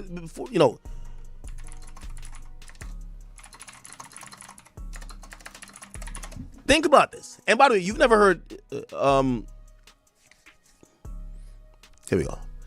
Ebro joins Apple Music as the global editorial head of hip hop and R&B exclusive. You know what that means? Playlist, okay? When you see editorial, it means playlist, right? Playlists and radio shows and shit like that, right? Now, should somebody who should be open-minded to all artists, I get it's editorial, but still be open-minded to all artists, because here's the thing. When people sign up for Apple Music, they don't sign up for Ebro. Should that person be online saying shit like this?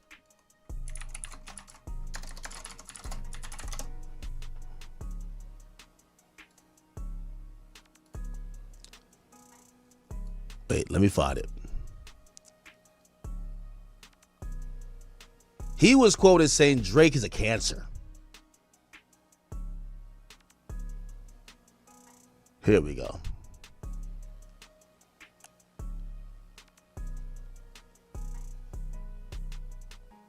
Does anyone have the clip? I'm looking for it here. I'll find it on YouTube.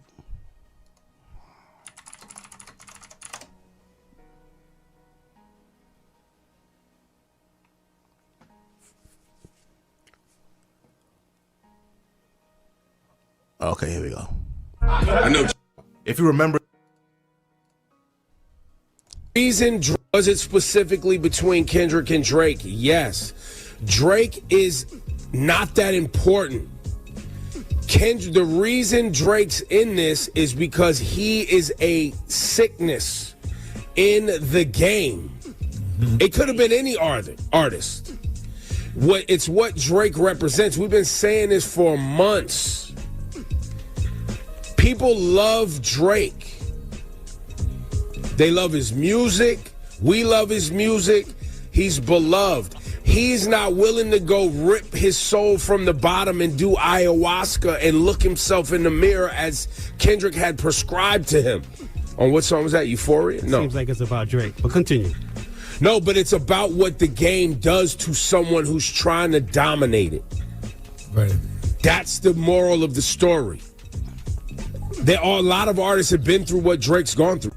Now, I hope y'all understand my criticism and see the nuance in my criticism. I'm a outspoken personality. There's artists that I don't like. I've had public feuds with those artists. I've laughed at them. I've joked about them. I've told you I don't like Freddie Gibbs. I would not be fit for the job of a editorial position of an entire DSP with hundreds of millions of people looking at me to give a fair scope for all artists. We don't know how many people are subscribing to subscribing to Apple Music just to hear or watch, listen to Freddie Gibbs. If I'm the person that's the head guy there, you're not going to be listening to no Freddie Gibbs. I might delete the nigga out the goddamn database. I wouldn't be fit for that job. Why? Because my personal views of those artists would make it inherently biased and also be something that would probably hurt the listening experience of the fans of that artist. I've always thought this is a conundrum. How could a guy who's I keep using the word Diddy because he wants to be everything at the same time. You can't have a position in hip hop that's supposed to be neutral, program director should be neutral. It should be a neutral position. You hire the music director. You help shape the music palette, but not in a way where you're saying, I'm the gatekeeper, you're trash, you're not. This is my type of hip hop. This is my shit. I allow this. I. That doesn't work. I keep saying, if you want to do that, go build it yourself. However, this guy's been program director of Hot 97, and now he's the head of global or global director or whatever of hip hop in Apple. How could that person who is saying that Drake is a sickness editorially create podcasts, create content, or any type of subsequent material or playlist to help the random subscriber of Apple Music who might like Drake? He don't like Drake. He thinks Drake is a cancer. It's about Drake, but continue. Just trying to dominate the game and losing themselves while they're trying to chase the game. You guys are just focused on the battle. You're not focused on the actual sickness. But Drake's level's never been reached in hip hop before either. Right, because nobody's ever had this level of sickness before, where they're trying to be an art. You're trying to dominate R&B. You're trying to dominate hip hop. You're trying to dominate pop. You're trying to have people write your records. You're trying to do all of these things simultaneously. And oh, by the way, you're also behind the scenes doing people dirty. So I think both his jobs are antithetical, right? Antithetical. Where they kind of go against each other, right? Like, if you want to be this outspoken guy who has these, almost an axe to grind, and you think people are cancers and the game needs to blah, blah, blah, blah, you shouldn't be the person with the power to literally blackball, suppress. Yo, no more Drake as the playlist cover. Yo, we're not playlisting Drake at over a certain amount. You have that power. You shouldn't be able to espouse those opinions that you really don't like someone, or you think that the game, quote unquote, needs to get rid of him, or he needs to adjust for you to like him. So I've always just thought that. But anyway, let's get back to him now giving this update that Media Co., which is the new bosses, they have gotten rid of him. And I want y'all to notice one thing. He's gonna say, "Oh, they don't like that I'm outspoken. They don't like that, I'm just anti-Israel. Israel ain't got nothing to do with this nigga. What the fuck? They to make their money, they had to get me out of there." No. You finally have bosses who don't let you think you're the boss. They have reminded you from day one, you're the worker. And you've been gyrating around for the last 20 years like you're the boss.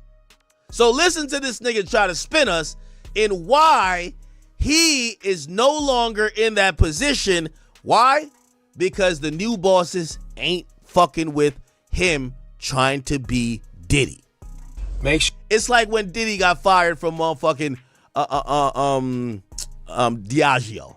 No, nigga. We own Ciroc. Get your ass on. Get the fuck on out of here. Make sure you subscribe to Ebro in the morning. Wait, hold on. I know the guy who spent years attacking podcasts. And by the way, if you guys have the clips, or if you guys have that one clip where I said when he told me, he says, "What the fuck do you have? A YouTube channel? A YouTube channel?" The guy who has criticized all that, remember? Once again, he's late to the party again. It was 11 years ago he told me all that shit. What is it now? The first words he says, "Could you subscribe to my YouTube channel, y'all?"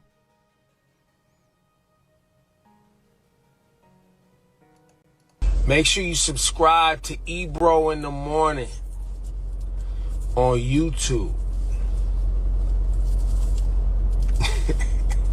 Told y'all a couple of weeks ago when they tried to run that Andrew Cuomo play on me. Remember that shit?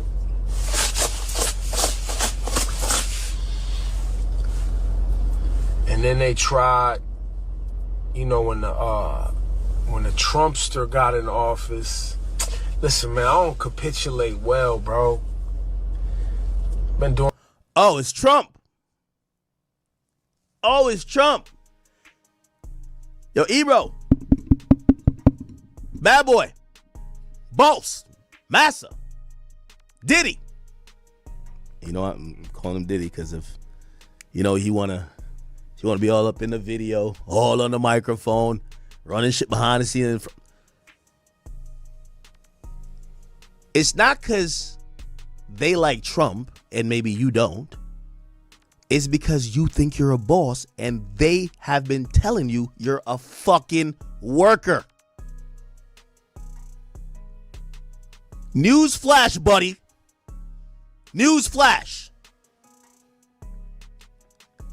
I remember when I told people, nah, I do fuck with Trump. I rock with Trump this last time around.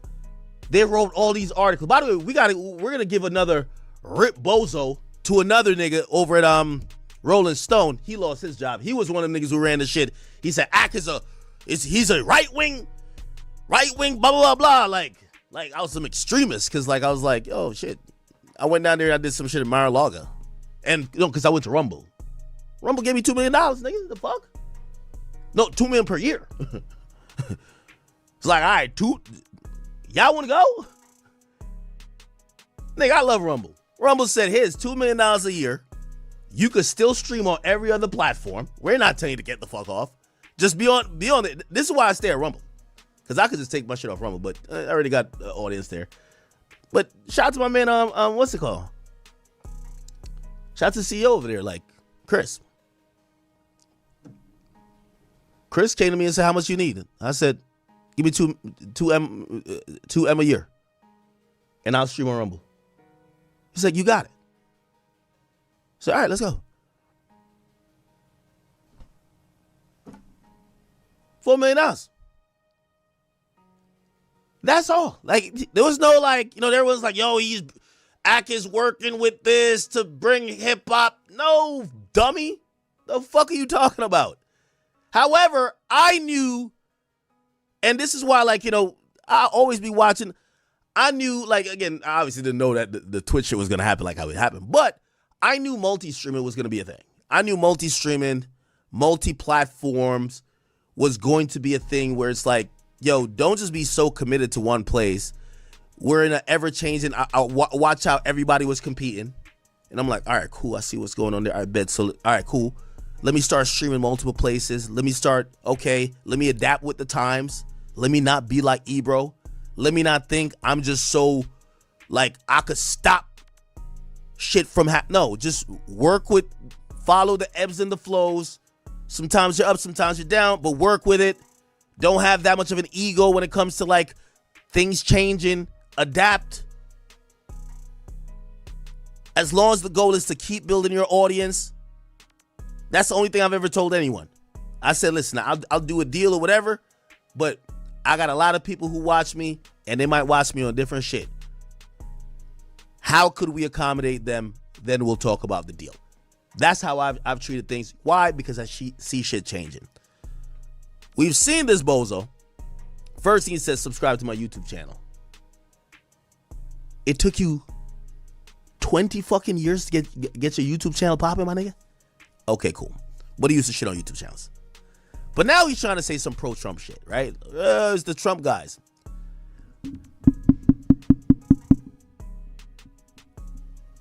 Hey, Massa.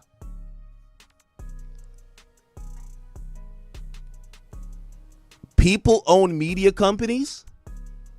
Like Jeff Bezos owns Washington Post, like Elon owns Twitter. And I know y'all niggas love this freedom of speech shit, but yeah, you're not gonna be on there just chatting up a storm that goes against the boss's agenda, because beyond just the bottom line, they also have their political connects that they're going to be pushing their propaganda for. Remember, it ain't your building, it's their building. you should have quit as soon as they bought the company. But once again, you up in there thinking, it's my radio station. Fuck this. They wanted you to stop speaking on some political shit. Nigga, you're not even a political nigga. Your fucking job is to be up there, be a program director, and talk about hip-hop, nigga. All this extra shit, nigga, like, well, niggas didn't want to hear that from you. I agree with him. It's time to fire your ass. Get the fuck... Yo, listen, if I got a company and you work at my company and you're using company resources to slander my peoples, I might bring you into the office and say, all right, listen here, bitch nigga. This is the program right here. You know, it's my company, right? You know, you're not going to use this to go against my friends, right? And if you leave that meeting and you still say, yeah, but fuck that. Nigga, I could do what I want. All right, nigga, you're fired. Get out of here. That's all that's happening. That's all that's happening. And by the way, you see, Apple is so big that Apple Music they don't really think about Apple Music like that. Apple thinks about iPhones and MacBooks. You get what I'm saying? Like, you know, Spotify, their only thing is like fucking streaming. Yo, Apple got mad shit going on. They're like, yo, we selling AirPods, we selling iPhones, we selling MacBooks. Like, they're like, Apple Music, okay, whatever. Nigga, they bundle Apple Music with all that, so they don't really give a fuck that much. But they care, obviously, but that's not like their bread and butter. It's a fucking company worth trillions of dollars, right? So, they might not notice when Ebro is like, you know, popping his shit over there. But these people at this company that now own Hot 97 instantly notice. Yo, what the fuck is this nigga think he doing? You think it's your shit. Now, I said this to Ebro ages ago. Just like I keep saying with a playlist, if you have personal gripes against an artist and you refuse, like for example, 6ix9ine, you refuse to playlist them, right? Whatever, maybe you a street nigga or you like street niggas, whatever the case is. Cool, he has snitched, blah, blah, cool. I think you should make your own playlist, though. For the people who wants to go see Ebro's playlist, it's all within your right not to put the nigga on there because it's Ebro's playlist. Don't do that Apple's playlist. Same thing applies to WQHT, which is Hot 97. If you want to go talk your political shit, nigga, you should have been made your own fucking YouTube channel. Don't do it on theirs. They're a company, it's a media holding company that has political backing. Why the fuck would they still give you a paycheck if you are kicking their backing? This is kind of self-explanatory, my guy. If you want to do what you want to do, you want to be Big Ack? Go put in the legwork Big Ack do and put in.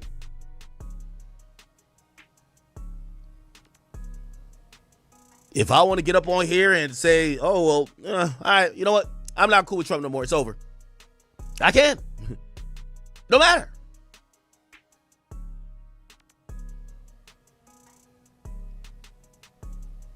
But you're employed by these people, and then you seem a little bit, you don't seem surprised, but you're trying to spin it like, oh yeah, you didn't kind of see this coming. A couple of weeks ago, when they tried to run that Andrew Cuomo play on me, remember that shit?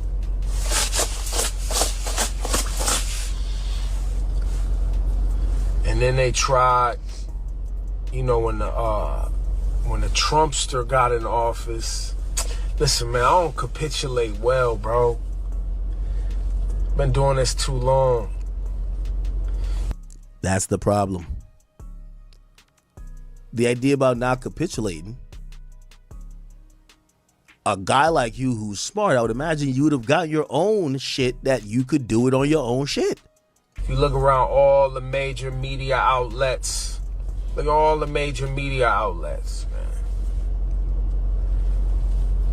All of them. Look at all of them. They all got to fold up because they all trying to renew their deals, their licenses. They all, well, in this particular situation, we'll get into more specifics another time. Bro just got, bro's a casino owner. You know those 3 licenses that they got here in New York City for the casinos? The guy that owns the shit owns one of the casinos licenses. He got to raise $500,000, bro. $500 million, excuse me. They need my shit talking anti-Netanyahu, anti-government, progressive shit out the way, bro. They need me out the way. Nigga, you ain't that important. They looked at you like a low-level employee that was basically stealing change out the fucking cash register, nigga. Hold on now, nigga. Don't act like you like, oh, I'm the only thing standing in the way of them and $500 million. No, nigga. They look at you as the little peon who every time they've trained you 50 times on how to stock the shelves and you still fuck it up. You ain't no big boss, nigga. Get the fuck out of here. That's why they made sure you was not gonna have a Merry Christmas, nigga. It sound like you figured it out with us on Twitter. Oh shit, did I lose my job? What the hell? God damn. Wait, let me log in. Yo, you ever see that shit when a nigga with a key card trying to enter the building? What? Yep. Nope. Yes, nigga. Yes. Yes. Yes. Yes. That's what happened. He's talking like, yo. Like the owners was like, yo. All right, everybody have a seat. This is the board meeting. Everybody have a seat. We need to raise $1 billion this coming year.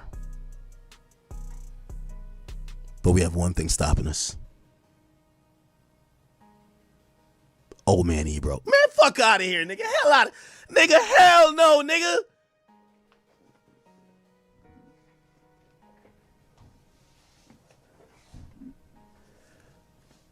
They look at you like the dumb nigga that keeps fucking up the ice cream machine at motherfucking McDonald's, nigga. That's why they look at you. What the fuck this thing?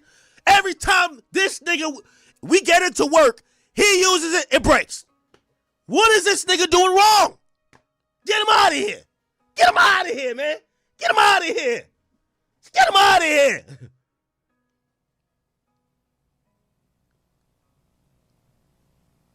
They're shedding dead weight.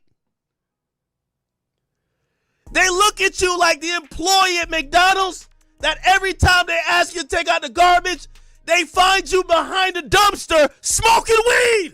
The fuck is this nigga doing, bro? What is this? What is this?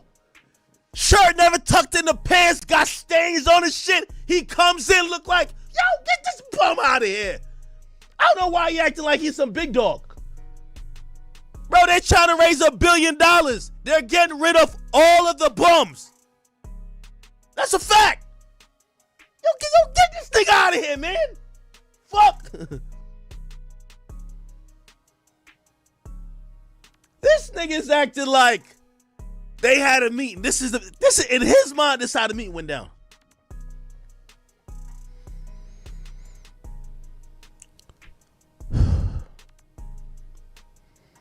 Everybody come in. We have a few things that's of the utmost importance. We're vying for a casino license. There's only 3 being given out in New York City. Jay-Z just lost his bid. We got to get it. But it's even bigger than that. This is about world domination. And we must get Israel to be the most powerful nation in the world. And we must raise $500 million. For all 3 things, there's only one person stopping us from attaining our goals. Israel will be number 1 as long as we get Ebro out the way. What the fuck? Get out of here, nigga. Nigga, you think this is Homeland? Hell no, nigga. Yo, they seen y'all bum ass show that was hemorrhaging money over time You overpaid. The other nigga just ugly and untalented. And I'll leave the chick alone. But they seen y'all and be like, yo, this ain't a, yo, y'all collecting the check. Y'all collecting the check like it's welfare, bro. Like, they just said enough. Enough. Yo, you ever give a nigga a gift and he's still talking shit? You be like, yo, why am I even giving you shit, man? Yeah. They got him out of here. This nigga in a car like Mano, like over here giving a state of the radio address. Look like he just came from the radio station, swiped the card 5 times and couldn't get in. Hey, you know what's so funny, chat? You'll notice this, chat. Hey, you'll notice this. You know one of the biggest jokes it should be?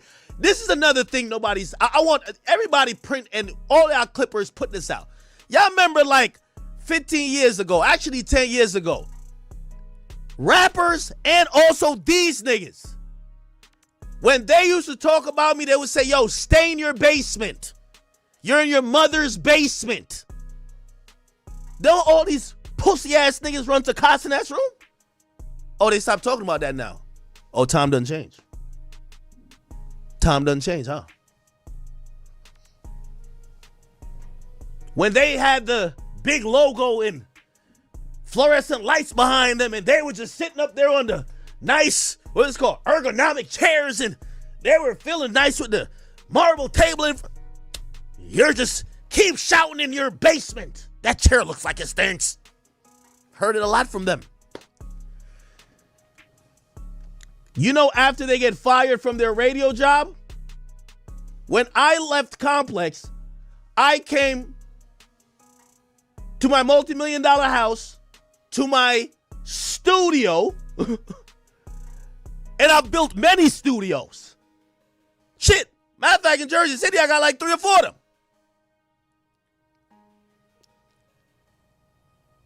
That's the headquarters.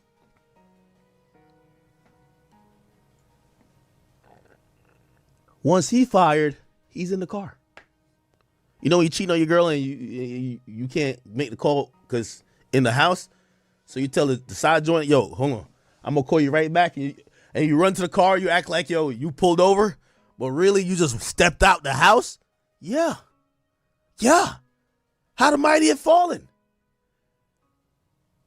I'm used to him popping his shit with Hot 97 in the background in a big luxurious studio. They threw his ass out like Jazzy Jeff. The nigga's in the car. Boy, put your seatbelt on. Stop playing. Put that seatbelt on. Talking to the iPhone. You see, chat? Everything. They would diss me that I was streaming from a basement in a multi-million-dollar home. Why? They were in New York City in a high-rise building in a big studio that someone else owned.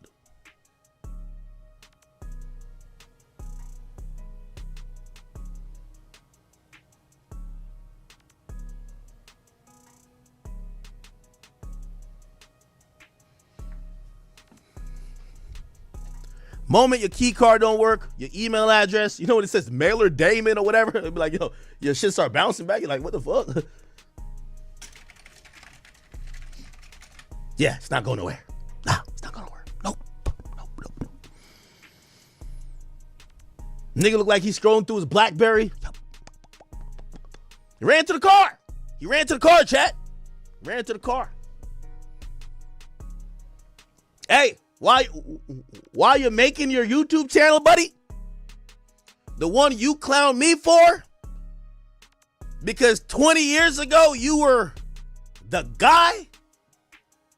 Maybe I got like a team. By the way, chat, I don't know if you know, like, remember I used to, when I first started, I was only voice. I've done classes in sound. And you know, now I be doing my little construction shit. I could build studios like no other, but I do got a team. Ebro, if you need me to build you a home studio now, since you can't go to the radio station, I'll build you a home studio. You don't have to be in the car. You don't have to be in the car. Because here's the thing, too. It's in New York City. When you have the engine on, we're going to hear it through that iPhone camera. So you have to cut it off. If you were recording for 5 more minutes, we start to see the, when you're breathing, you can see the breath because it's so cold. Yes, you don't have to be freezing outside in the car doing the video while you're fishbowling it. You don't have to do that, brother. We'll get you a studio. Hopefully you have a home. You should have a home. You've been the program director. You work at Apple. Oh, you couldn't go to Apple.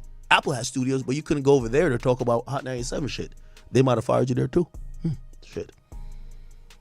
What's a conundrum? Fuck.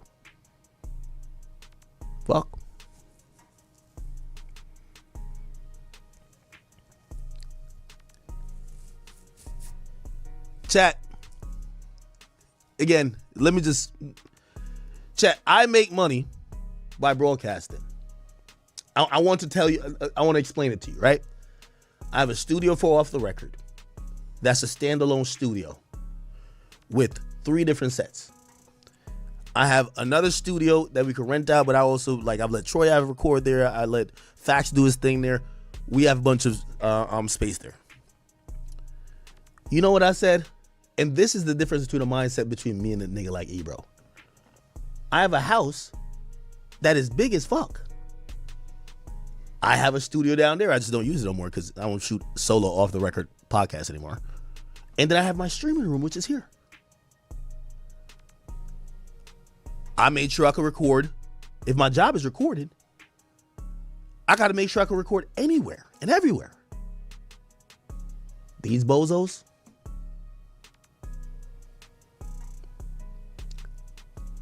they've only been getting a check and been spoon-fed and thought they were the guy for all this time.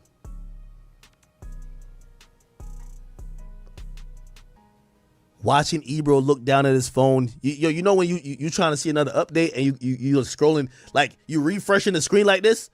This is what he doing. He's hoping it sees nah, April Fools, come back to work, bro. Come back to work. No, nigga, they're done with you. It's so, get out of here. Get out of here, nigga. He's over here when you email you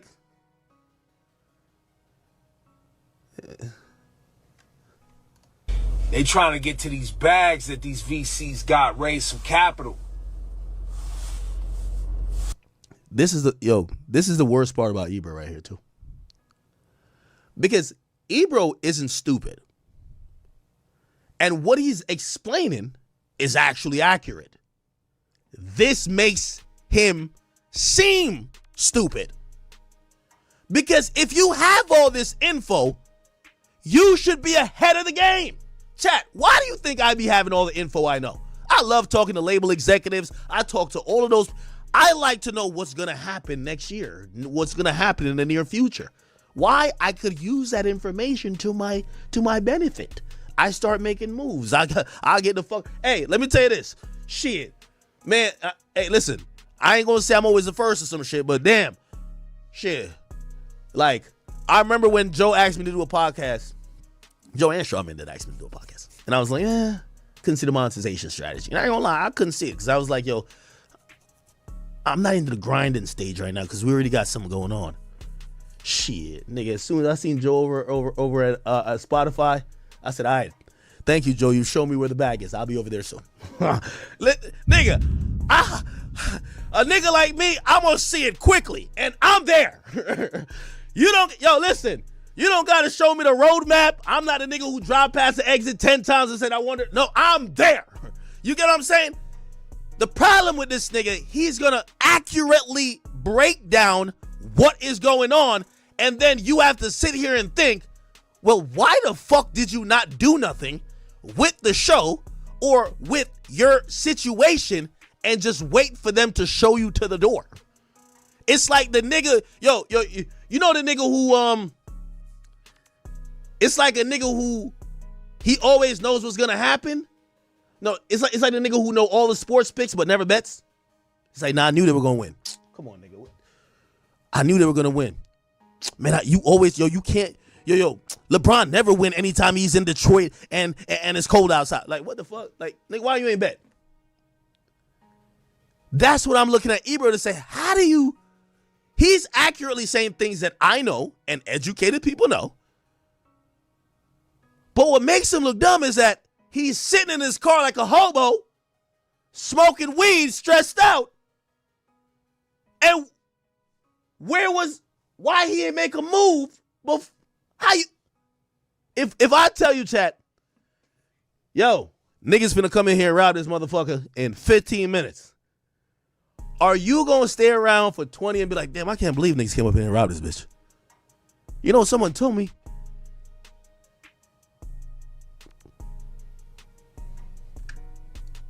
They don't really care, like, especially for like a Hot 97 and a WBLS. They don't give a fuck about hip hop or black music or black community. They don't give a fuck about none of that.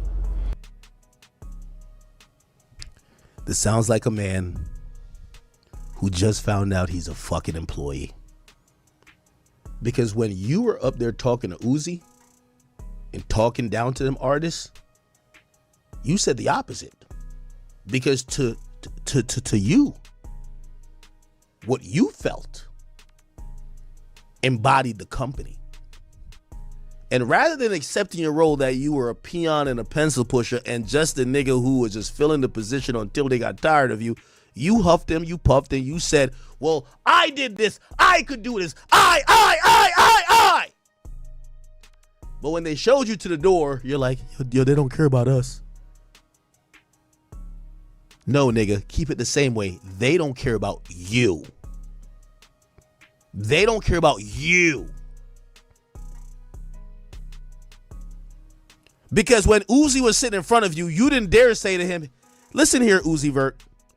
The company I work for, their agenda is catering to 18 to 34. And actually, there's another demographics that's 34 to 49 based on these metrics that I need to give my boss. And my boss needs this.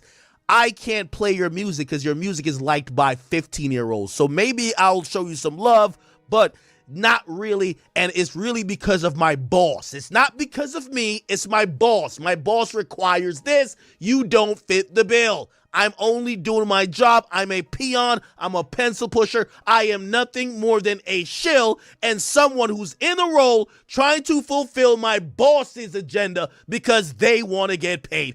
You sat up there saying, nah, nigga, hip hop, me, I. Why you ain't saying that shit now? Why you ain't saying that shit now? Don't tell me about your bosses now. You never told those artists about your bosses. You said you. Nah, nigga, I don't, nah. Hip hop or black music or black community. I don't give a fuck about none of that. They give a fuck about access. They give a fuck about being able to bring their little nerdy friends to the concerts because that helps them raise money. They've been trying to get to me for years, bro. Years. But, you know, Ebro in the morning on the YouTubes. Subscribe. Damn. A humbling motherfucking feeling. A humbling motherfucking feeling.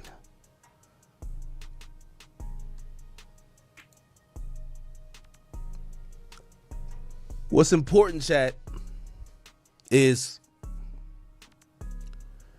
when you're unwilling to swallow that pride and adapt, life has a funny way to just force you to adapt. Ebro, I want to show you that I'm not a hater. I'm not a hater.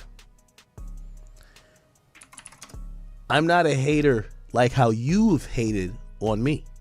You see, when you spoke about me, you've never said nothing nice to me. When I was an upcoming person and I was trying to get a start, you said I'm Charlamagne's boy. Fuck out of here. When I was trying to get my foot in the door, you played gatekeeper and you tried to keep me out. Just like how you try to pick and choose what artists could get on.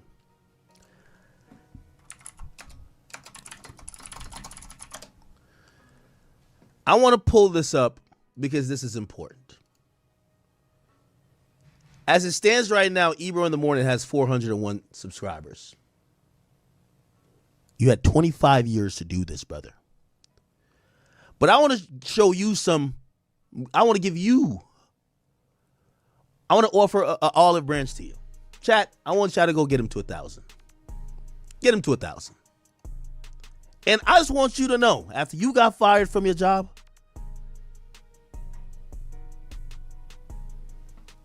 the nigga who you was trying to keep the door closed on, and every time my name has came up, you've always said nasty things. You've questioned why I have a platform. Yeah, I'll get my jokes off at you, but it's a reason why days like this exist.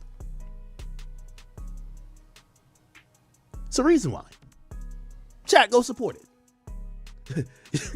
Yo, chat's like, hell nah. Yo, chat is like, hell nah. Nah, chat, we gotta do it.